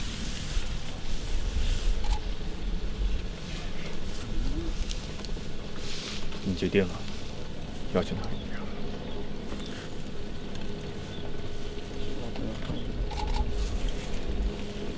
不过天大地大，一酒一气走天涯，四海为家嘛。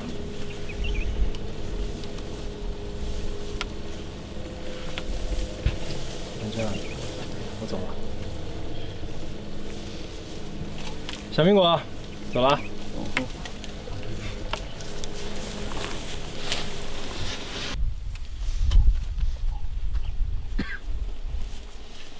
你决定了要去哪里？还没想好，不过一人一起走天涯，天大地大嘛，四海为家喽。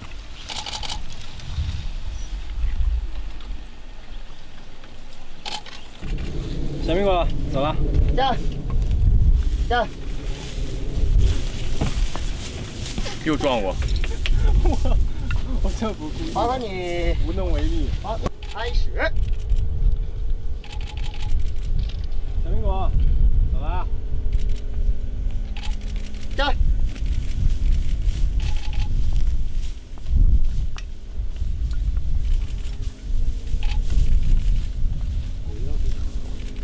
站正。战，青山不改，绿水长流。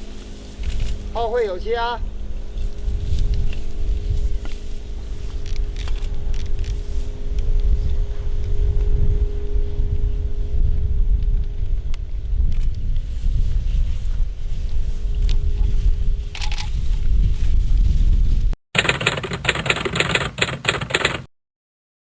！OK， 好亮，好来。好的，好，那先跟我们入戏的就是网友打一个招呼。好，腾讯视频入戏的朋友们，大家好，我是肖战。好，那现在《陈情令》就是你看了吗？全篇？看了。你大概跟到第几集了？我大概目前看到那个尝试灭门的那一集，这应该11、12集，对，差不多吧。那你觉得就是我们剧感觉出来怎么样？因为你们当时拍的时候是很多就是没有特效的部分，所以你现在看完之后有什么感觉呢？觉得剧怎么样？我觉得比我想象中好吧。哪一方面呢？因为我们当时拍的时候都是整条的拍，然后不知道剪辑会怎么剪，所以其实当我看到剪辑，再回想当时的剧本的时候，我觉得还算是还原了我们剧本里面的一些场景跟画面，我自己想象的画面感。那你觉得特效做的怎么样呢？特效，就是我朋友也有跟我说，你们那个剧的特效怎么是一会儿还不错，一会儿怎么就感觉就有一点点。但是我是觉得说，我们其实都尽我们自己所能，在一些有限的一些框架里面，我们都尽所能去做到最好。那你觉得你自己就表现的怎么样？我自己吗？对，你觉得你看到的就是自己的表现好。其实我觉得，我现在倒回去再看1年前自己的表演，我是觉得说可以更好，这是我实话。就我自己看的时候，其实也在不停的找问题。那你现在找到的问题就大概是什么？其实找到了一些问题，我就实话实说。其实可能我在表演魏无羡前期的时候，因为那个时候太想去我内心太想去拉开魏无羡这3个阶段的一个层次了，所以可能会有点用力过猛，这是我承认的一个点。因为我们在前期围堵的时候，我跟导演、跟制片人，同时也是编剧，然后我们都不停的在探讨，怎么能把魏无羡展现出来，怎么能把这样一个这么复杂的一个人物，怎么能活灵活现的塑造在观众面前，让观众喜欢他，让观众去疼爱他。其实这是当我接到这个本子，我看完之后，我内心一个非常大的疑问，因为这也是我第一次，其实严格意义上来说，第一次去接手一个这样的一个长篇的一个剧，所以我自己其实非常有压力。然后，所以在前期跟他们对接的时候，他们也是跟我说不要想这么多，然后我们也共同探讨该怎么去做。所以我也承认，可能前期的时候是有在可能去夸大了一些他的一些小表情、小动作。所以现在倒回去看的话，我觉得我应该能比那个时候演得更好。但是也不留遗憾，我觉得这就是我的成长。好。那你觉得用力过猛的猛是在哪一方面呢？其实我觉得用力过猛，并不是在于你做了一个非常猛的一个过的表情或者怎么样。我觉得可能是你内心太急于想去表达，比如说可爱，太急于想去表达可爱，或者是说对于撒个小娇，太想去做这个事情，目的性太强，可能会。因为当时其实深陷在这个其中的话，可能看的没有那么清晰，所以现在倒回去看的时候会发现一些问题。那你也说，就是说你会就是过度的想表达一些可爱或者是撒娇这样的一些细点。那你是觉得就是魏无羡前期就是这样的一个性格吗？就是一个很可爱？其实当然不是。其实我对阿羡，其实包括我们导演，我们对阿羡前期的理解，是因为他在一个非常无忧无虑的这样一个。江氏莲花屋这样一个非常温暖的大家庭里面长大，他是一个其实他可能还很小的时候有一段不太美好的经历，流落街头被江叔叔捡回去，这一段经历是不美好的。但是我特别喜欢阿羡的他的一点是，他能记得他所有经历的美好的事情，然后去感恩，去记得这些对自己的好。包括他为什么这么热爱江苏省，为什么这么热爱莲花坞，是因为这个地方给了他温暖，是他的家，是他的避风港，所以他在这样一个避风港里面成长起来，明知不可为而为，给你一个大的条框，你不要去不要去触碰这些边框，但是你可以在这个边框里面肆意的生长。其实我觉得这是很棒的，所以我对他的理解其实并不是说他是可爱，或者我要去表现他的娇俏，其实并不是。其实我只是想说，他把自己最柔软的地方、最没有防备的地方，展现给自己亲爱的人，泼露在自己亲爱人的面前，能信任人的面前。我觉得现在很多人其实都是这样，都会把自己可能最真实的一面展现给自己的父母，然后在外人面前就是一副就是我是一个很 nice 的人。其实我觉得现实生活当中也有太多这样的人了，所以我对阿信的理解，他是一个非常真的人。为什么在师姐面前就说师姐我想让师姐给我擦嘴？其实就像跟妈妈在撒娇一样。其实我就觉得他的撒娇并不是我故意想去做他的撒娇，而是他内心柔软的地方，因为师姐是他最亲近的人。这是我的想法。那你之前说哭戏很多，那哭戏最多也是在这个部分是吗？我觉得算是。其实我觉得哭戏，我谈到哭戏，其实我觉得说，其实很多时候我们没有去设定这场要哭，就是演的时候太难受了，就包括他看到现在我想想都有点不舒服。就当他看到江澄的时候，他的那种忐忑就是他怎么他只是已经没气儿了还是怎么样，他的那种不安，就我当时特别难受，然后那个眼泪是没有去预想的，所以其实有时候那种感觉是自己跟着自己的感受去来的，所以可能确实是大家说的魏无羡其实并不是一个这么喜爱哭的人，但是对，可能我在技巧上可能真的还是欠缺很多，但是我能做的就是去让我自己去感受他在经历的事情，然后这样去做一个诠释。但其实我是觉得魏无羡内心也是个很柔软的人，其实所以我觉得其实哭戏我是觉得反而会更好，我觉得真的。然后就是因为我也看了最近的就是那个新的预告片，就是放到这一段，我觉得就是说哭戏那段反而会我觉得可能会比书里面就是表现的会更加好，就是用感情对，就每个人可能有每个人的理解吧，就是可能作者也好，然后对于读者们也好，就是他们可能他们的理解是觉得谢贤是一个非常坚强的人，就是他无论遇到任何事情都微笑去面对。是，其实我也是这么想的，所以为什么前期我基本上都是笑着的，因为我觉得真的是很美好的少年时期，求学遇到一个懂自己的一个知己，多难得，这是一个非常美好的时间。然后回到莲花坞，回到自己的家，那多开心啊！有时候，比如说一些戏的时候，我会跟导演先去探讨说这场戏我们的那个浓度，情感的浓度到底要到达哪儿，然后导演也会跟我说。所以其实，如果是真的是有落泪的话，其实我们也是有去沟通这个浓度到底可不可以，然后当然是在允许的情况下去做一个这样的一个释放。然后其实现场演员都每个人，包括我跟师姐。我跟他的很多场戏，我们俩在现场有时候对戏的时候就不行了，然后师姐就很可爱，师姐就会拍拍我肩膀，然后跟我说咱们把这情感留住，等拍的时候实拍的时候你再释放出来，咱们走戏的时候就先别太放感情进去，会影响正式拍的时候。对每个人的感情的变化，就比如说他对江澄。就比如说他第一开始是把江澄当兄弟，但到第二阶段他和江澄是有一个就是类似于分开的这样的一个过程，然后到第三个阶段江澄就是已经完全不理解他了。那你觉得他慢慢的他对江澄是个什么样的感情？其实我觉得他对江澄一直都是当兄弟的这样一个感情，而且到最后哪怕是他对江澄说如果你保不了我就弃了吧这样的台词，都是非常难受的，因为他其实他是不想连累于孟姜氏。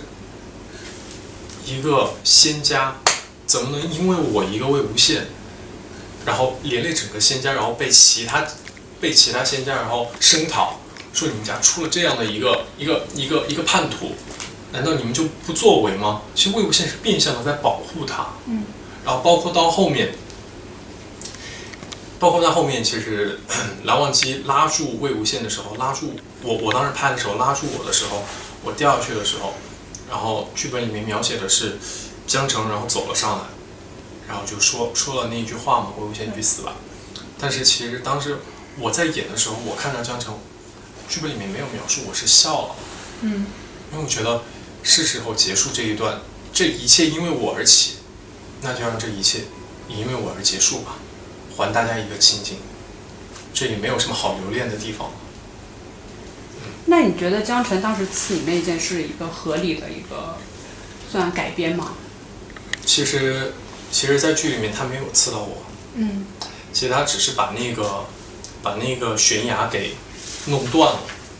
其实我觉得我认为，我觉得师姐的死真的是压跑了我们俩的最后一个救命稻草。所以你是理解他就是？我能理解他，站在我肖战的角度上，我非常能理解他。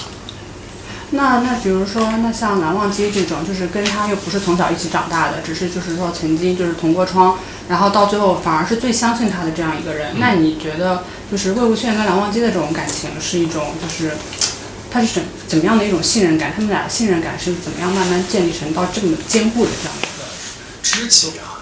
你想，人生最难得、最难求的，其实就是一个无条件都相信你的一个兄弟，一个朋友也好，兄弟也好。其实这是最难得的，包括他们一起经历的事情。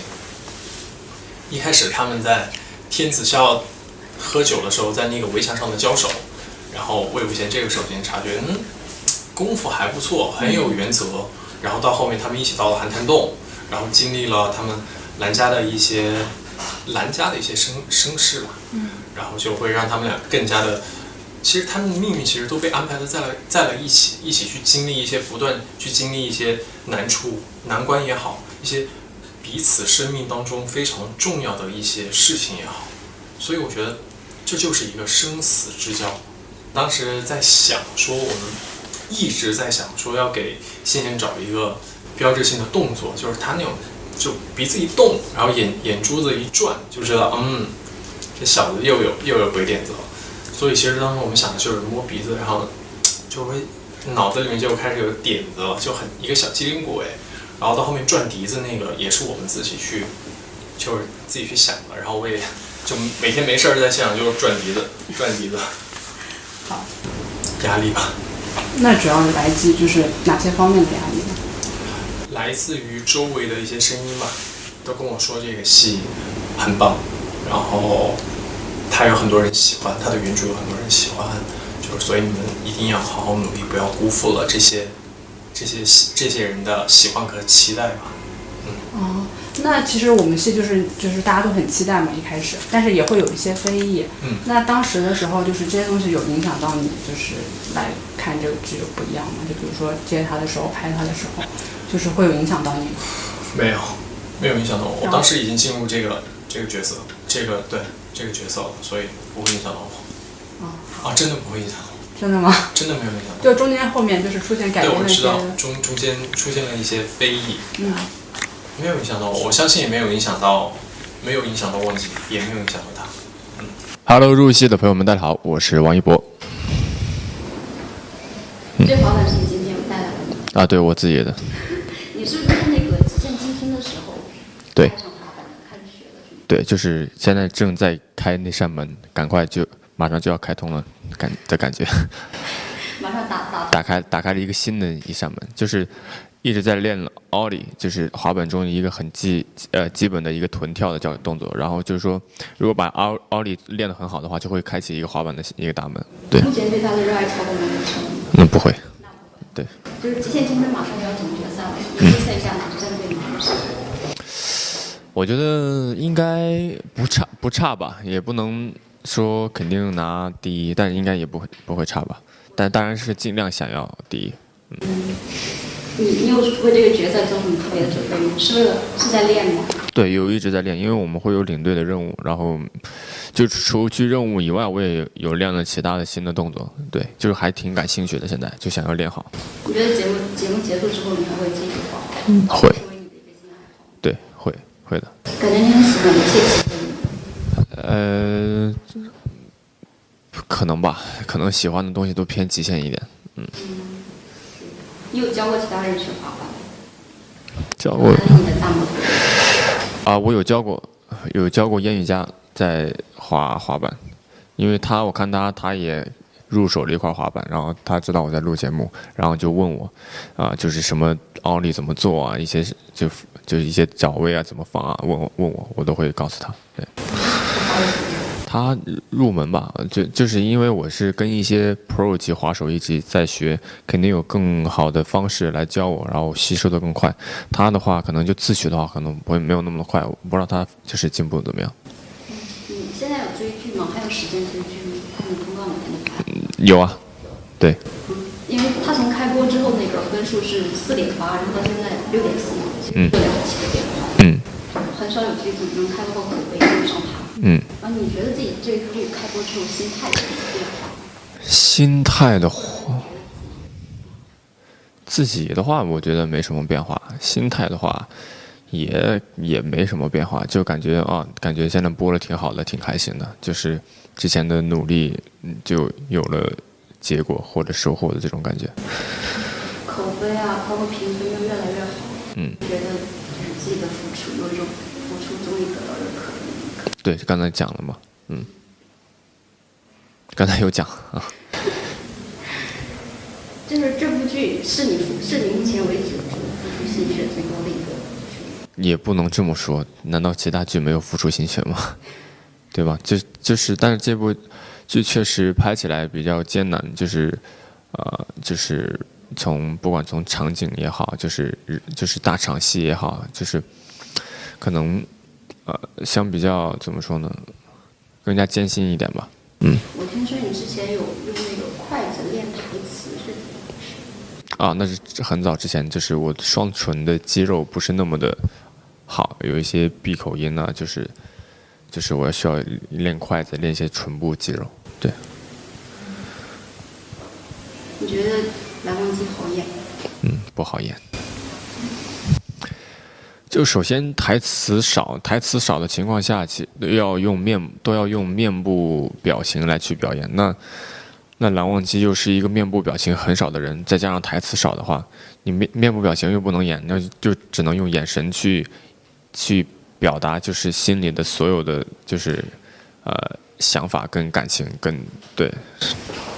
之前包括看你采访也有一些语系啊什么的，就是比如说像拍这种语系的时候，有没有一些比较就是让你印象深的是比较难的点？语系的话，我应该就拍过2场，一场是就是在那个夷陵的地方，然后另一场就是牵着魏无羡就是离开的时候从金陵台，那2场语系但是比较大的一场语系的话就是在夷陵跟魏无羡的那场我打了伞。其实那场戏我当时看剧本的时候，我以为哇，我终于要拍语系，我要淋雨了。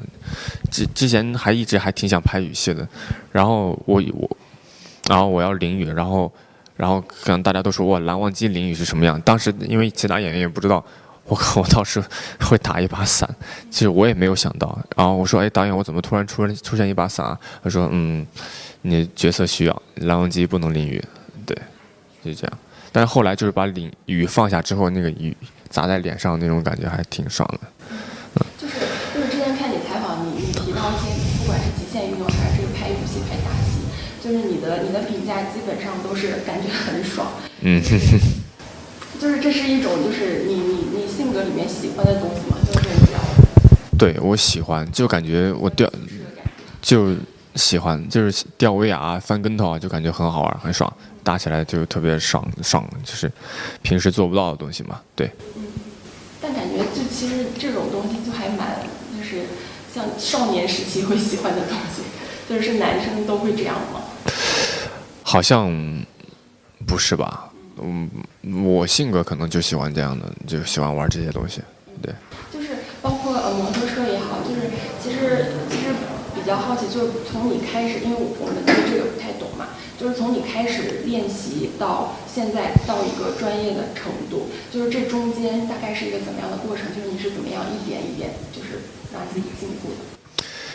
摩托车一点一点让自己进步的方法就是练，就是跑圈，就是多骑，就是从开始就是对摩托车不理解，就是退档加档不理解，从慢的就是快加快减，就是这种。然后还有就是速度感的话，它肯定是要慢慢提升的嘛。就是经常骑的话，多跑一些赛道。就是骑赛道的话，其实都是比较变通的，每个弯都差不多有一点点相似。就跑脱了之后，就是有经验了，然后也熟悉赛道了，然后对车也熟悉了，就慢慢就进步了吧。再加上一些就是老师就是专业的培训的话，对。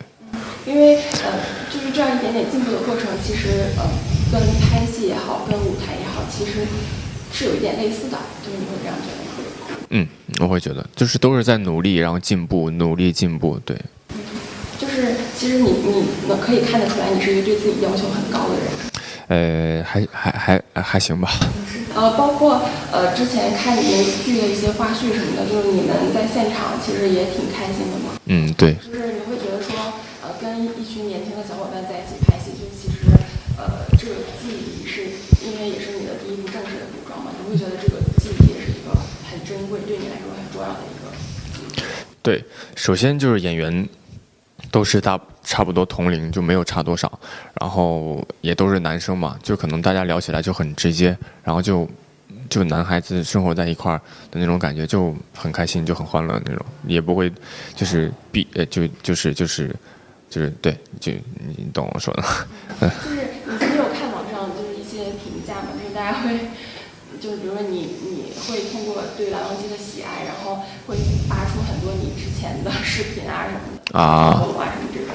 对有看到过。有没有你特别想删除的？还好吧，没有翻到刚出道的就行。刚出道的那个造型跟发型，自己有点不太能接受。现在，就觉得自己成长了吗？肯定都大4岁了。然后好像看你去年的生日因为是在剧组过的嘛？对。对。就是你觉得当时是一个什么样的心情？当时就还挺开心的，就是大家怎么过的呢？我想想啊，怎么过的呢？对，就有收到礼物，就我特别开心，因为阿令制片人送了我一套就是皮衣，机车服皮衣，然后战哥送了我一个头盔，就哇超开心，对，一套了。然后就是因为现在很多网友会把你们形容，就像刚才讲是一个很美好的记忆，大家会把你们形容是夏日限定少年，你怎么看这个形容？可能是吧，对，里面都还挺少年的，就是对战哥也特别少年，虽然年纪，但是还是挺少年的，就是你怎么看限定这个词呢？限定那可能限定那肯定限定时间、限定时段出来的，所以才叫限定嘛。你过了这个年纪，可能就不会有这种感觉，就是不会战哥现在不是也挺少年的吗？那你怎么理解少年感呢？就是战哥这样子。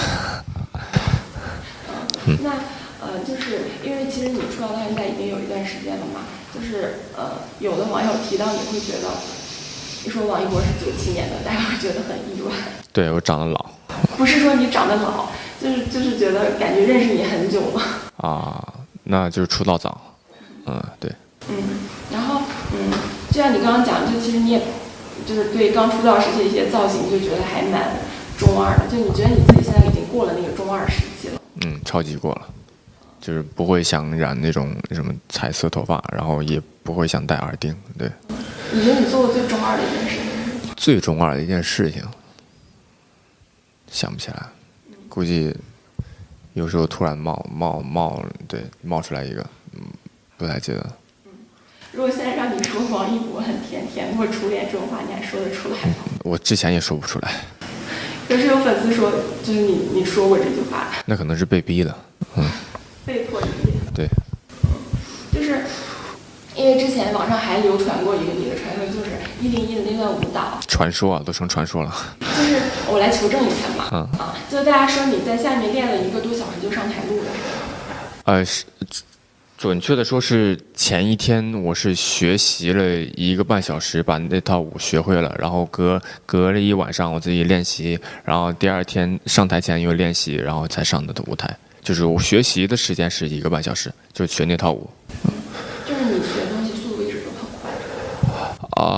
舞蹈的话，就是可能跳得多了，就是可能不光是记忆，可能就肌肉记忆也会有帮助。就是在跳得多了之后，就可能学舞蹈的时候学得挺快。那其他的话，可能跟我的肢体协调性有一定相关吧。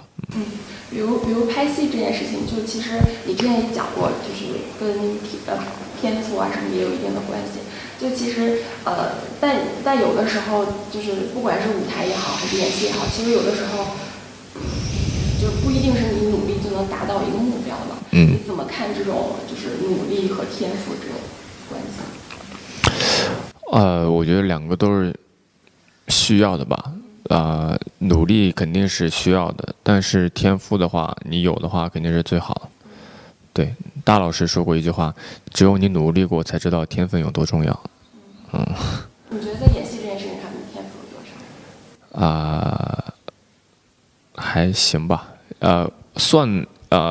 我感觉就是悟性还行，就是导演给我讲，就是这个点是什么，我就是能很快的接收到，我觉得那包括在这个剧中，就其实大家会发现，不管你好还是其他小伙伴也好，有很多表演上的细节，其实大家都捕捉到。比如说在表演的时候，你当背景板的时候，就是生气啊什么手势表情其实都不一样的。这个是有你加入你自己的小想法吗？有，然后导演也有在指导，对。就是比如说可以举个例子吗？比如说哪个地方或者哪一场戏你有加入自己的想法？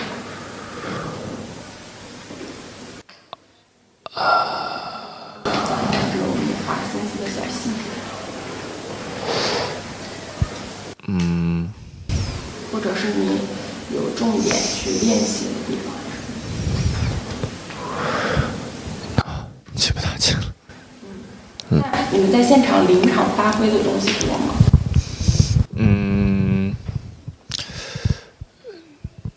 临场发挥一般都是魏无羡那边会多一点，因为他的就是人物就是那样的，很活泼的，就是他的临场发挥更多一些。那蓝忘机其实一般的话，看魏无羡什么样，就是可能他做出这样的举动的话，蓝忘机会做出其他举动，所以说蓝忘机不是会那么主动，就是你懂，就是临场发挥的一个角色，我觉得，就是其实大家有的时候会说，就是你从舞台到演戏，其实是有一个转变的过程嘛。因为大家有的时候也会说什么舞台和演员是有次元壁的。你在你看来应该怎么打破这种次元壁？我觉得就是干一行爱一行，做一行就认真，干一行爱一行，那你是那种就比如说，在片场呀，或者在舞台上也好，就是你看到那种就是对自己喜欢的事情不上心的那种事，会有什么样的反应？就会对自己喜欢的事情不上心，谁会对自己喜欢的事情不上心啊？应该没有吧？比如说会有不专业的情况，不专业是很正常的，因为就练习就好，可能练习不够，但是对自己，但也不代表不上心吧？我觉得，就是行业里会有这样的情况存在。行业里就是看不惯这种，就是不是我是觉得就是你不专业的话，但是不代表他不喜欢，对，不代表他不认真，但可能就是他的努力或者是不够怎么样，那在演员这件事上，因为之前女同事采访你，就你说你还蛮欣赏彭于晏的嘛，因为他其实也是那种从演戏一点一点改变，包括最后就是身材可能大家很惊艳啊这种，就是你会希望自己以后，比如说演了几年戏之后，也有这种。对，他每拍一部戏都会学到一个新技能，我其实也挺想，就是这样，就是在拍戏的时候也能学到自己就是其他的一些技能啊，然后就是更加的丰富自己，我还挺喜欢的。就比如说，如果再拍什么比如乒乓球啊，或者是冰球啊，或者篮球啊这种就是的戏的话，那我能够更加深入的了解到，那也是很开心的，能够更加丰富自己的。对，一般喜欢的东西的话都会。就是那还有什么想打卡的这种技能吗？滑雪，对，就都还极限运动。对。那你对自己今后有什么样的就是因为可能现在这个角色播出之后，就是你可能会面临更多的选择。就是你自己会有什么样的坚持吗？就是会准备好面对这一切。面对好什么一切？可能找你的工作会越来越多，角色也越来越多。这不是好事吗？为什么要面对？但你就是要去筛选嘛。对肯定会选自己喜欢的，或者是人物更好的。对。那还有什么样就是特别想挑战的角色？特别想挑战的，因为现在找的角色都是跟自己的性格或者是外貌比较贴合的，就想找一些反差比较大的角色去演。比如说呢，就是有变态杀手的梦想吗？对，就是反派或者性格完全跟我不一样，或者是就是内心戏很多那种，对角色。但其实因为《狼王子》现在其实你演的这几个角色里面，因为我都有看嘛，就包括之前电竞的跟蓝忘机的，就其实这个角色反差还蛮大的。对。就是感觉都是你又都不是你。什么意思？就是外观是我，但演的不是我，是吗？对，就是觉得跟你本人性格反差还挺大的。那就感觉挺开心的，听到，挺成功的感觉。那个夏天对我来说是非常开心、快乐，同样也是有压力，但也一直在努力的一个夏天。对，现在来看就觉得就是能看到它的成果，然后挺欣慰的。那去年夏天有什么好玩的可以分享一下？太多了。就是想一个你第一时间想到的有吗？第一时间想到的，好多哟。你像脑子里面哗串出一堆来。其实因为大家年龄段都很相似，然后所以平常也玩得特别好。比如说我们收工早，我们会一起出去吃饭，吃好吃的，然后可能一起看电影，然后平时晚上或者说聚在房间里一起聊聊天，这种其实每天都很开心。所以你还是看上电影了是吧？是看上的啦，看上了。然后他们说，就是有人爆料说你是这个剧组最难哄的人，有没有想澄清的？什么呀？我哪有最难哄啊？我没有啊。没有是吧？谁说的？一时间我也想不起来。谁说的？我没有，我很好哄的。那一般要怎样哄你就可以了？就给我买点吃的就行了。那证明他们第二天做的挺对的呀。对啊，所以他们第二天买了吃的，我就挺开心的。那真的是很好哄。这个剧拍完之后，就是大家都看到江家三姐弟经常会聚会，像年初的时候滑冰，还有前几天你不是跟肖战一起在迪士尼吗？你这样约一般都是怎么会就约起来？就像平时如果大家都没工作，然后都闲的时候，就会问有没有空啊，要不要一起出去玩啊，要不要一起吃饭啊这种，然后就会一起出去吃饭，聚一聚这种。这种是大家看到的，像你们没有看到的时候，成亲男孩之间有没有就是在聚啊？有，其实也有挺多次的。之后也还会有这种聚会的。会的，肯定会有的。作为音乐剧毕业的你，今后在工作上有什么规划吗？我觉得今后还是先好好拍戏，好好磨练演技。如果未来真的可以就是演音乐剧的话，我也挺想去继续演音乐剧的。或者是上深入人心这样的节目。对呀，可以啊。对，或者上深入人心。有什么喜欢的音乐剧推荐给大家？有啊，像很经典的《悲惨世界》、《歌剧魅影》、《猫》、《芝加哥》，还有最近挺好看的《挚爱文汉森》。对，挺多的。汉密尔顿，太多了。那对这个，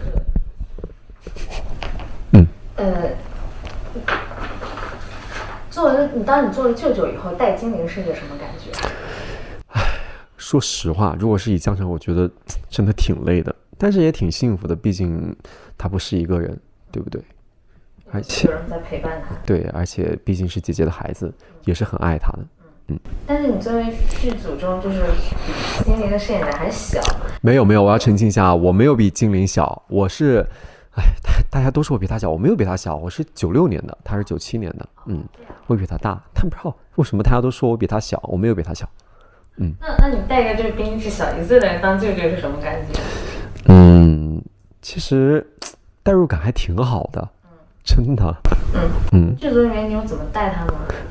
没有，就平时在戏里叫舅舅，他就叫舅舅，然后戏外面也叫大成，就这种，玩到一起的感觉。对，你要一个跟我相差1岁的人，平时也叫我舅舅。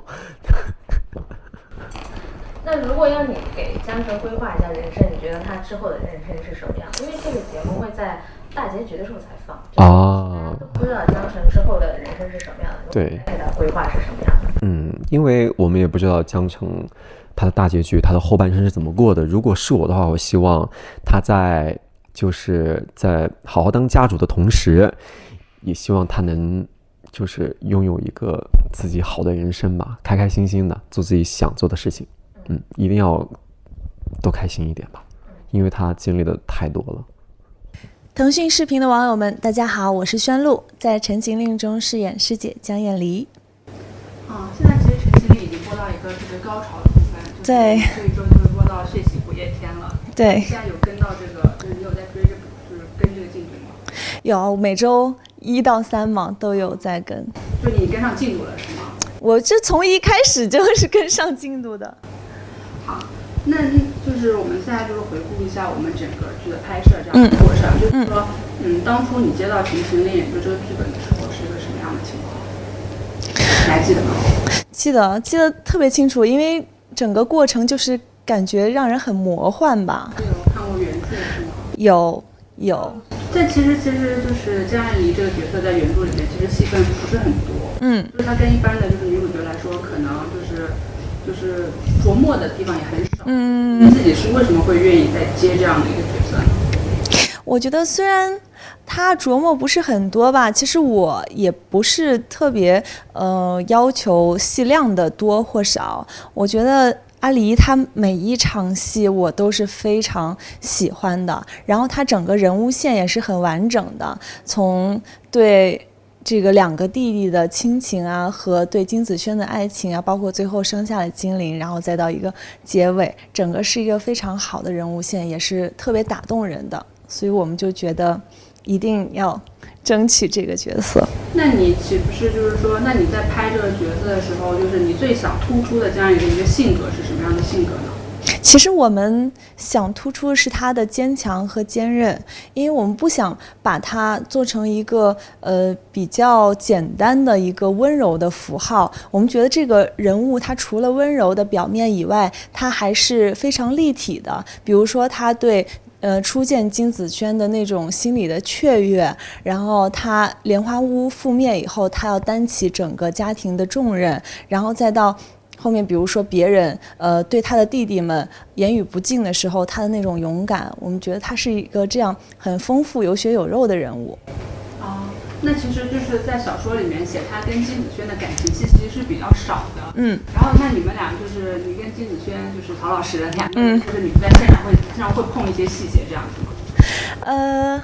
我觉得其实他也很像就是金子轩的那种傲娇的包袱，也是挺像的。然后所以大家在现场，因为我们俩之间的这种差别嘛，他前期一直很傲娇，然后师姐前期是追他，然后他后面真香以后又开始追师姐，所以这个过程大家就是聊聊还蛮有意思的。那你自己心里当时演的时候会有什么感觉？比如说他忽然间对我真香了，怎样？前期演的时候就想说，等着吧，后面会有你真香的时候。其实曹老师好像也是你的师弟是吗？是中央戏剧学院。所以你们两个人私底下就是相处，就比如说你会有那种师姐的状态，然后两个人这样子。不还好哎，因为我们怎么说，就是我私底下还是就是没有师姐那么乖和温柔，我觉得还是有一点皮的。然后我们私下玩的也比较好，然后是这样子的，就是说，其实你在剧里面就是跟江辰啊，魏无羡戏份都比较多嘛，然后你们就是我看剧里面他们经常都会向你撒娇，然后可能就是你自己当时看到就是两个弟弟给自己撒娇，心里是什么样的一个感觉呢？哎，这小孩子真是好难带呀，真是不太好带。但是他们两个撒娇的方式还不太一样。那个羡羡他一般就是，比如说想要吃的啊，或者说回来很累、很委屈的时候，他会向师姐撒娇。然后程程一般就是那种宇宙直男的那种强势硬核撒娇，就是基本翻白眼什么已经是他最大的努力了。那他们俩私底下在片场有给你撒娇吗？他私底下还好，因为私底下，他们也会比较照顾我嘛，就是不像剧里面是师姐照顾他们多一点嘛，那你们3个人私底下的一个相处模式是什么？就只有他俩照顾你这样子。私底下其实互相照顾多一点，然后互相照顾比较多，然后会更生活更随意一点，大家会出去。就是约出去看个电影啊，或者什么的，然后不是网上有那句话嘛，说什么工作的事情跟阿成讲，生活的事情找阿姐谈一谈嘛。所以就是大家工作上面或者生活上面有什么不太开心啊，或者说压力比较大的事情，大家也会在群里面互相分享一下，然后互相开解这样的。你们有一个，然后所以你其实也是一个，就是说，就在回读剧本的时候，就会就动情到就是直接流眼泪的这种性格，是吗？而且尤其是阿令，就特别的让人走心。我听肖老师说，就是说你俩在拍摄现场的时候，你也会一直让他收住感情，因为好像只要你们两个一对戏，就会开始。对，可能是因为感情太投入了吧？可能是因为我们就是那一场阿成失去金丹以后的那一场，我们早上就是一进入到那个屋里，我们俩相视这样一看，然后那个眼泪就是肉眼可见的就上去了。然后我说不行，我们俩先不能这样，因为我觉得还是要把最好的要留在戏里面给大家看到，所以就是这样控制一下这样的。我比较喜欢别人夸我，对。或者你可以夸一夸这样的角色，在这种表现。你别硬夸，你说来听听。就是季阳是一个，我觉得，也没什么吧，就是英俊潇洒、风流倜傥、玉树临风、高大威猛，就没什么了。就我觉得就是这么人，然后人非常的可爱，然后我哪有你可爱啊？我不行。哇，真的是，我们浩轩真的是太可爱了，就是。我让你真的，每一个镜头都很可爱。继续，没什么，说实话，一笑还有小虎牙，彩虹屁崩回来了，然后很撩人。放的是那个包青天的那个背景音乐，我感觉他们好厉害。是，真是辛苦了。平时有机会看到这种粉丝吃的内容吗？如果有特别那什么的话，可能也会有身边人会发给我，在微信上这种。我一般微博上不会去看一些东西，很少。还是可以看到的。就是杀完青之后，还会经常聚在一起聊吗？会，我们经常聊天。我们3个有一个群，然后群名叫什么？叫3大傻。你忘了吗没有4大才子合一。还有那个，因为没有我们的群比较杂。对。有我们5个人的群，有3个人的群，对，还有那个10几个人的群都有。你们3个人的群？我们3个人群就是3大傻，然后那天不是约的时候，约看剧的时候就见了一个，对，就比较方便。主要是为什么？就是因为我们拍打戏的时候，就是被吴指老师起外号，因为我们基本都是第一次拍打戏，就是很激烈的打斗部分，然后我被那个吴指老师起蓝懵逼，然后锦怡是蓝大头。有自己拍完之后比较喜欢的戏，那场戏，自己特别喜欢。你先说吧。因为就我们现在看了第2场嘛，第2场是我的出场。第2场我的出场的话，然后就是一个定那个人物性格的一个立人设的一个事情。我觉得我戏没问题，但是的话就是画面不好看，没办法，太胖了。对，然后我觉得你第1集那个性格就定得很好，人设就定得很好。对，是吗？就比较那个温柔，然后比较那个好人。对，可能我幸运一点，就是拍那几场戏的时候就消了个肿，有稍微没什么关系。你们是看自己的回放的时候，觉得自己稍微有一点圆，还是被导演批评？其实自己都会看，对，导演只会看你的戏的部分。其实我们也就是在先看戏，然后再看自己。导演其实不会太注重画面的东西，他比较注重那个情感表达方面，对戏的方面，对。但是我们自己注意就会比较全面一点，就是会在我想要表现最好的状态。对。感觉真的是拿放大镜看自己，是不是屏幕越大心越久？真的就是我们。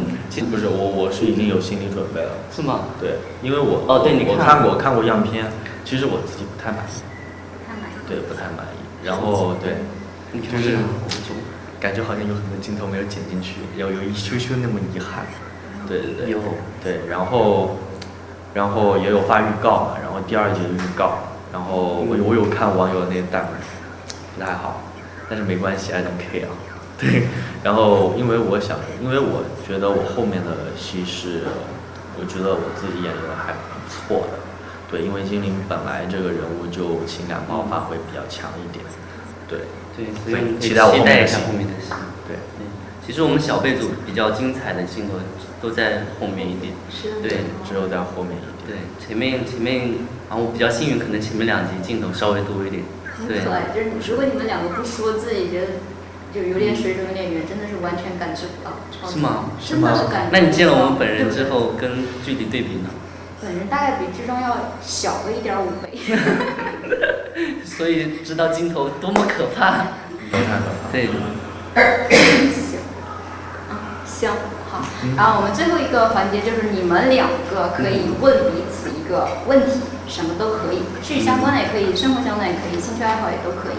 我先把这个收一下。你先问我吧。为什么你先问我呢？我想一下。都可以啊。先想一下。我先问你，就我先问你。好，那你先问。就是好像你是比我们晚进组2天哈。对。然后之后就有成为比较好的朋友。对。我们经常一起去按摩、吃饭、打游戏。我也没有吧，我从来一次没有按摩。然后我那天还要那次是我们锦衣去按摩，你在看我们是不是？我在吃冰棒，然后还要闻着你们的脚。因为他怕痒。对，我怕痒。对，因为我们吃完饭就想一起按摩，然后。对，然后他就说他怕痒不想按，就我跟锦衣按，他在旁边等我们。不要说按摩，按摩感觉有点。正规的按摩。不，按脚就按脚，不要按摩。就一个按脚。大家都知道横店的那个捏脚腿秘诀。对，几乎所有演员都会去。大家好，我叫廖海宽，剧中饰演蓝曦臣。Hello， 大家好，我是朱赞锦，在剧中饰演金光瑶。好的，我们接下来开始。就是编完这个拆楼游戏，然后我会问大家一些快问快答的问题。好。你们2个谁要先开始？我先来吧。好。就是我要搞掉了，然后再回答是吧？对，就是你们俩一直玩就行，玩的过程我会就是时不时的问一些问题出来。行。好，在2位眼中，对方演的最好的一场戏是什么？金陵台。刚开始的第1天的戏。第1天的戏。觉得自己演的最好的一场戏是什么？金陵台。都有遗憾吧，但觉得印象最深的是观音庙。观音庙。你们2个谁更皮一点？他更皮一点。为什么？因为他更皮一点。对，我更皮一点。哪场在剧组里你们两个经常做的事情是什么？是在现场吗？在剧组。哦，就是现场外也可以。他会打你吗？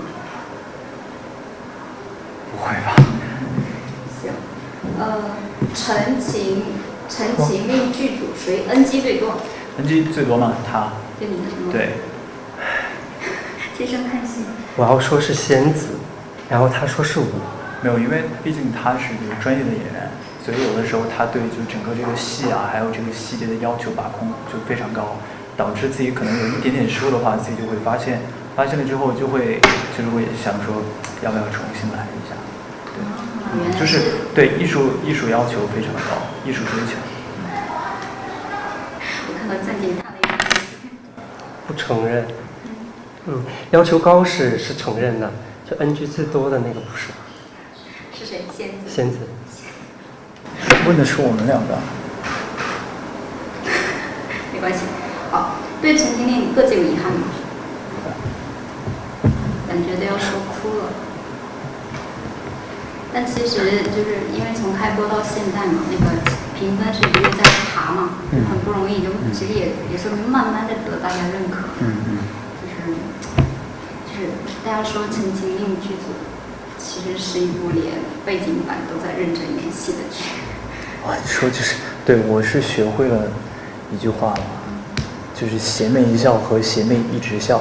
邪魅一笑和邪魅一直笑。对。来。不是我来，不是，就是我，因为那个邪魅一直笑就是薛洋嘛，然后他还特别认真的在演，然后就特别的可爱。但如果说背景板就是都在，那说明就是整个戏就是从筹备然后到准备到开机，其实给大家的整体感觉都是每一个人都非常的认真，导致我们得到了回馈，然后最后就传播出来给人的感觉就是每一帧都在很认真的演。对，我觉得就是其实为什么这么说呢？其实大家真的是投入进去了，已经在那个角色里面了。对，所以就是太投入了，没哭出来嘛。对。你们两个目前为止有机会一起追剧吗？有这种一起看剧的机会吗？这还少，因为毕竟就是忙他。你忙好不好？因为毕竟就是逍遥很忙。你忙好不好？你别碰我，我碰了他会倒。哇，这个感觉。势均力敌。哦，我已经弄完了。我已经弄完了。下一个问题到你了。还有问题吗？就是我在等他倒。好，那还不简单，交给你了。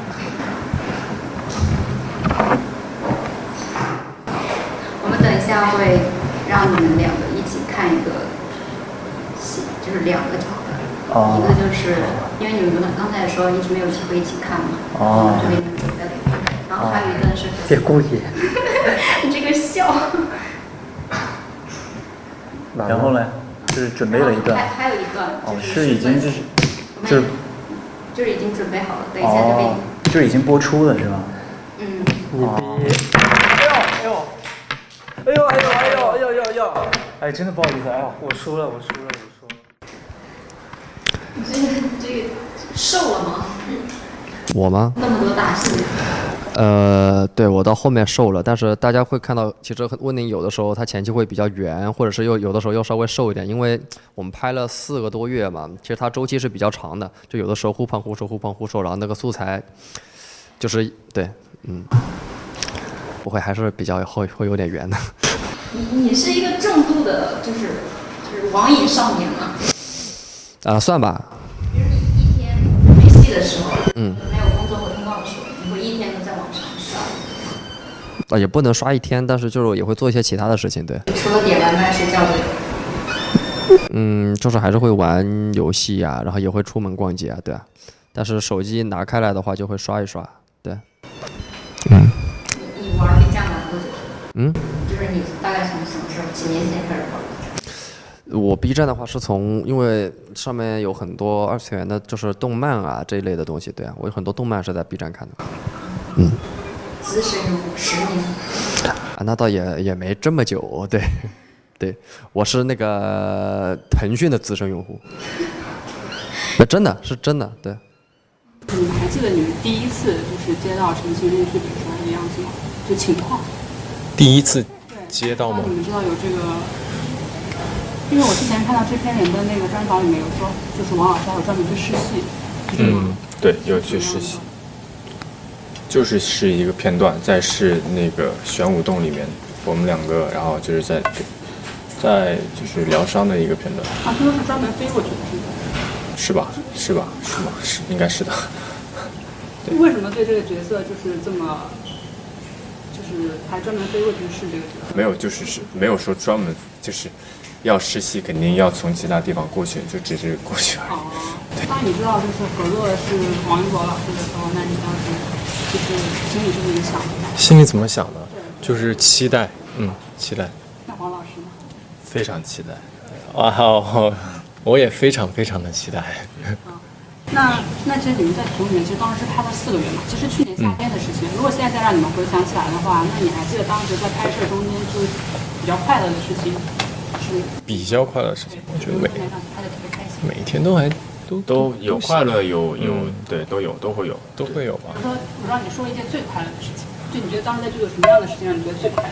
就或者是收工之后啊，一起出去玩这样子。最快乐。对，或者是哪一场戏你们觉得拍的特别好玩、有趣？完了，我想想啊。可能就是冷泉那个吧。对，是吧？对，可能是冷泉。冷泉吧。对。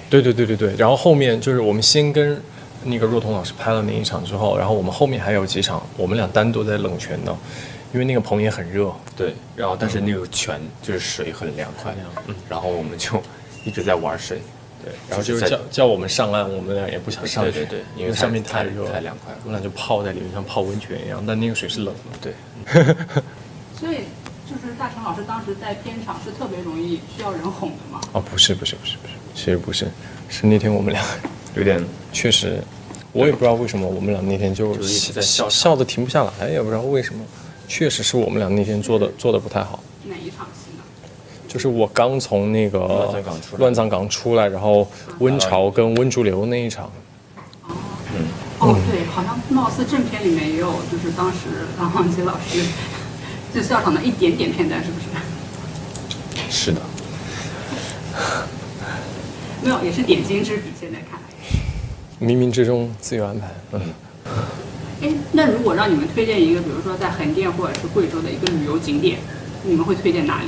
因为你们都拍了好多。横店吗？横店不是到处都是旅游景点吗？就是对啊，就有趣的，对你觉得有趣的。横店有趣的旅游景点，贵州有没有觉得哪场景特别好？就是我们拍大结局那个景啊，我们刚刚也说那个景特别好，但是特别远。对。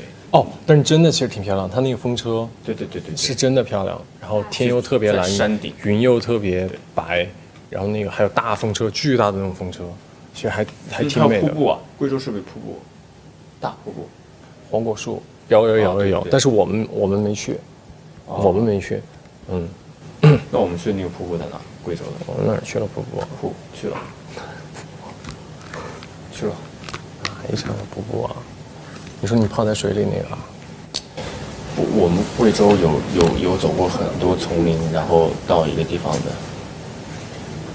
那个地方是叫罗斯可布瀑布吗？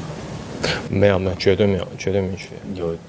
真假？但是我记得车开很远，开到之后，然后就下去之后，然后下去之前有一个大树，然后再走丛林，走，他走到了一个什么地方我不记得了。你说你泡在水里的那个是吧？我看到街边的那个仙贝的那个，是那个吗？那个地方在横店，不是那个地方。没事，不重要。不重要。哎，哪有？那我们接着再聊戏。然后就是刚才说完比较开心的事情，那有没有比较就是最困难的事情？可能对于两位老师来说，最困难的戏都不是很一样，所以可以分享一下。就对，可能。我觉得对于我来说最困难的一场戏，你要说情感上的最困难的，我肯定会选就是不夜天最后师姐下线的那一场。那场是真的把我拍累了，我是真的拍累了，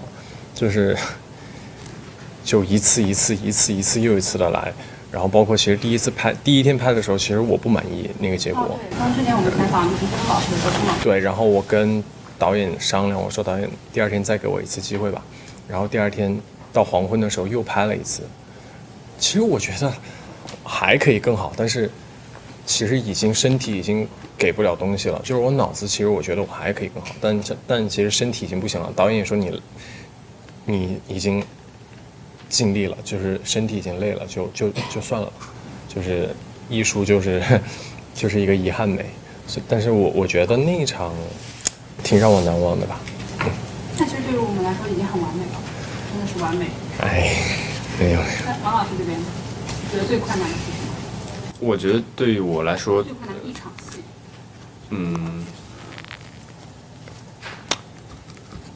因为我觉得我困难点是在于找蓝忘机的这个点，这个眼神，这个神态，可能在一开始对我来讲有点困难。然后找到了之后，对戏的话，因为蓝忘机一直都是内心戏那种不会表现出来的话，我觉得还是那一场吧，就是他在就是受重伤之后，然后我知道了他为何不待见，对，然后又做出了这么多努力，可能那一场因为全是在内心里就是散发的那种感觉，所以说那一场就是要很大的就信念感吧，就是在演这场戏。对，所以有了绝美落泪是吗？也没有绝美，没有很绝美，很绝美，自己都拿着手机给我们看。我什么时候你给我们带片场给我们看？怎么样？绝不绝？是吗？然后那就是之前就是饰演苏轼的那个老师说，当时阿令给了他一个什么8大纪律，然后3大注意事项，你们知道是什么吗？知道。阿令给他？对，阿令给的。我不知道。知道。所以你们是，那他们有给你们一些什么类似于规定啊，或者是一些要求啊之类的？没有。那你们觉得这部戏对你们来说，就是你们最大的一个成长是什么样子的成长？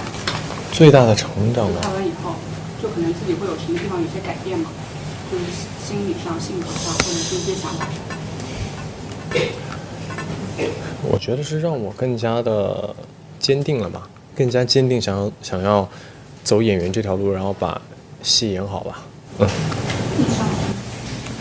我也觉得就是这个角色，可能在我演技方面带来了一些成长，然后也是更加经历这条路了嘛。对，想要更加做好这个演员这个一条路。那其实去年夏天就是拍的时候，有想过今年播出之后的一些情况吗？没有。那现在播出之后，你有没有感觉周围就是有什么变化？周围有什么变化？就比如说，可能就是现在就是被大家认可了之后，传播这么好的反响，就还挺开心的。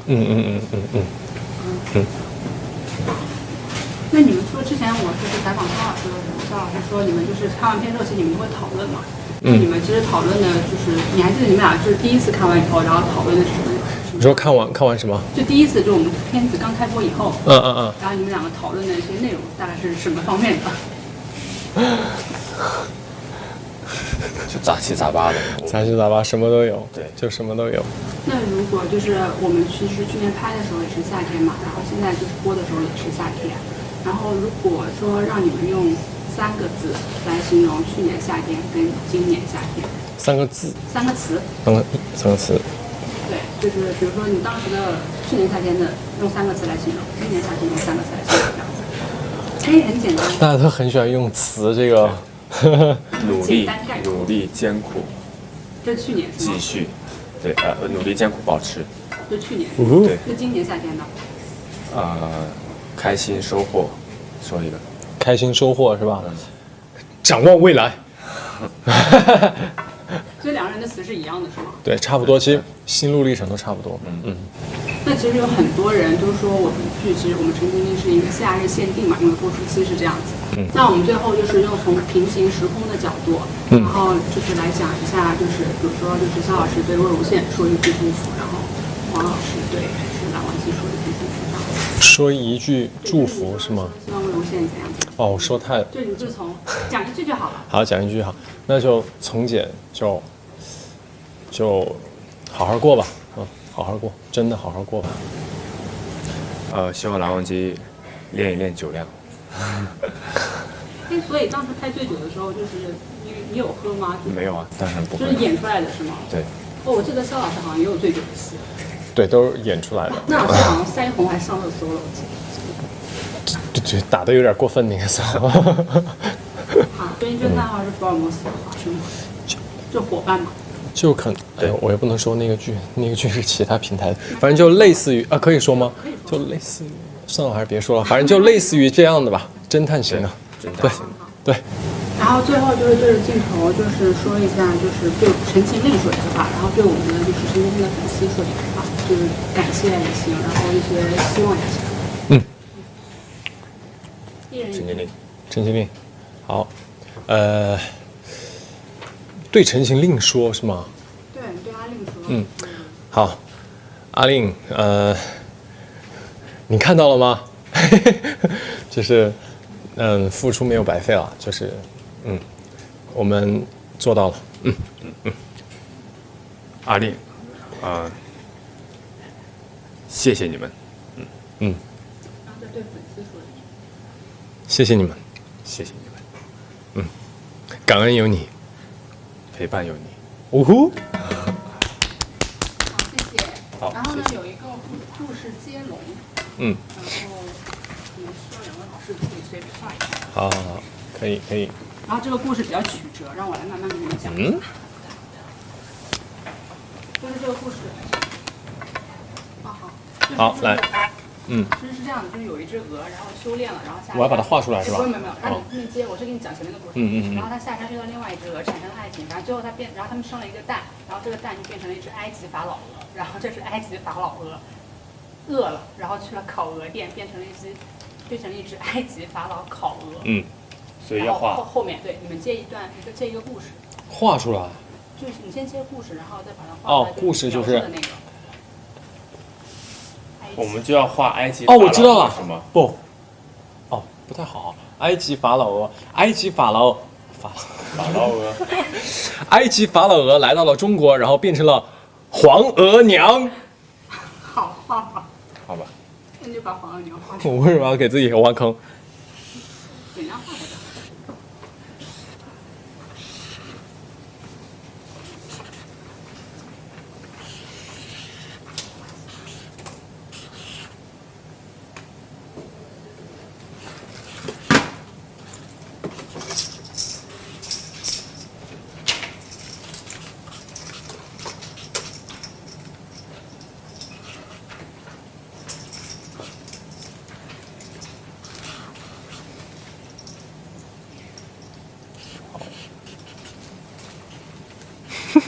哇哦！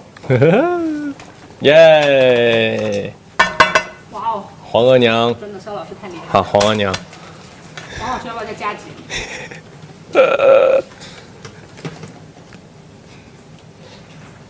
加个大金链子。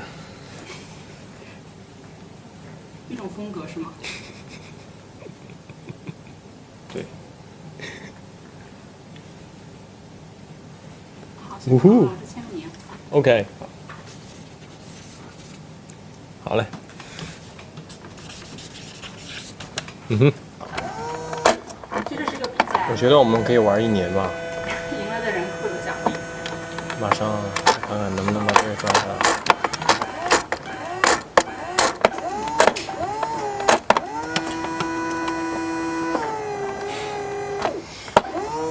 你这都没抓到吗？这真的其实还挺难的，你来。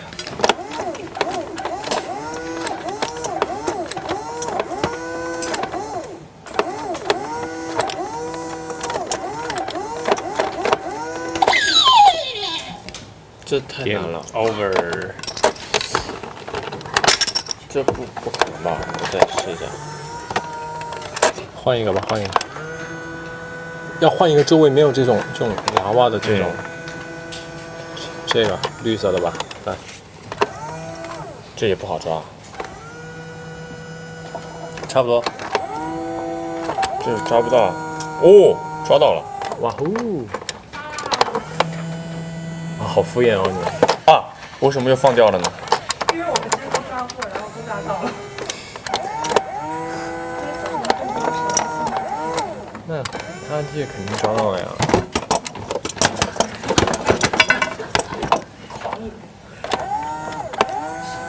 啊，刚才抓到，然后就又没抓到，真的是。啊，抖出来，抖出来。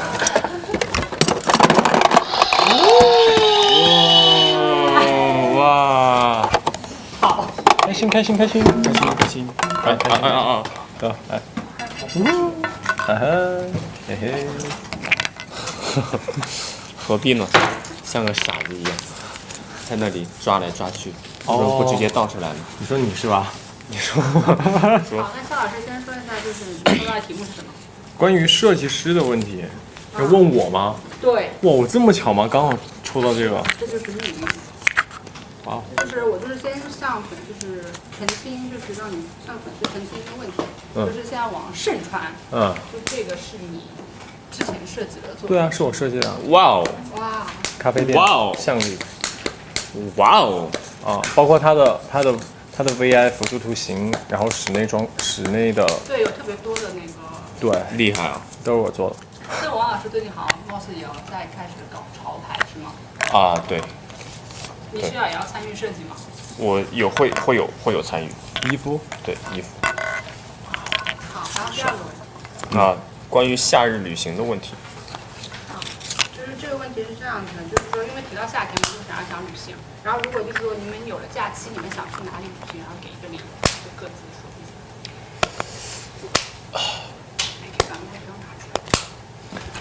我还是可能会选日本或者是泰国吧，啊，日本或者是泰国。我的话，可能就瑞士那一挂吧。啊，欧洲什么？欧洲，想去欧洲看一看，为什么？就因为觉得挺美的，想去看一看。那日本呢？日本的原因是什么？因为看花火大会吗？啊？想看花火大会吗？还蛮想的。没有，最近就是花火大会，买很好买，我喜欢的东西。喜欢的东西是手办吗？对，手办也好，或者是摩托车的头盔也好，或者是滑板的一些东西，服饰或者是滑板，对，算是。而且日本也很舒服吧，我觉得吃的也好。对。好，那第三个问题。关于石头剪刀布问题。好，就是因为之前就是粉丝老说肖老师石头剪刀布就是貌似没怎么赢过，是吗？是吗？因为我们就很多视频流程都是输的。我吗？对。然后王老师在节目里面说他剪刀石头布一直赢。也没有，也有输，但是这种话你也敢说？赢的，来吧，来吧，石头剪刀布，石头剪刀布，石头剪刀布。我晕。所以是真的是吗，肖老师？好像是真的吧？你再来吧。最后一把好不好？石头剪刀布，石头剪刀布。好，我赢了，3局2胜，我赢了吗？还要来？还要来啊？我们打平，然后一局定胜负。好，来，石头剪刀布。不要再打了。好了，好，下一个。关于表情包的问题。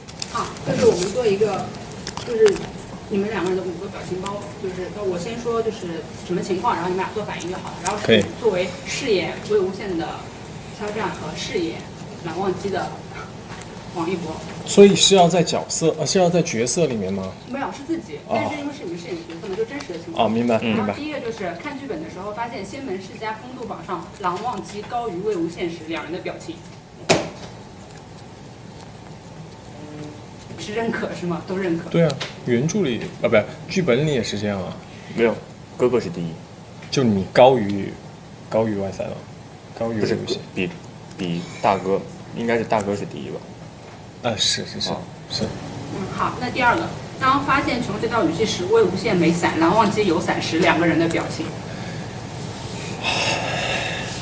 我也很惊讶，因为我以为我会要淋雨，但是导演给我因为我前一天还在拍跟温宁的那一场淋雨，我回去就跟他说，我说你明天你拍你就知道是什么情况了，那个雨有多大。结果第2天我一到现场，我发现多了一把伞，我也很震惊，因为我当时我也以为我要淋对，但是是导演突然给我一把伞，说给了他一把伞，不能淋，对。好，那第3个，当发现有一场戏蓝忘机的台词竟然多余又不现实。哇，好，然后是第4个，工作了一天回家发现一堆衣服要洗去。好，然后第5个，淋上红毯时发现裤子穿反。穿反的意思是前后穿反。前后穿反。哇，尴尬是吧？这太尴尬了吧？怎么可能不？还好。好，然后下一个。没有了。没了。啊，不是拿6个吗？这没有抢到6个是吗？4个。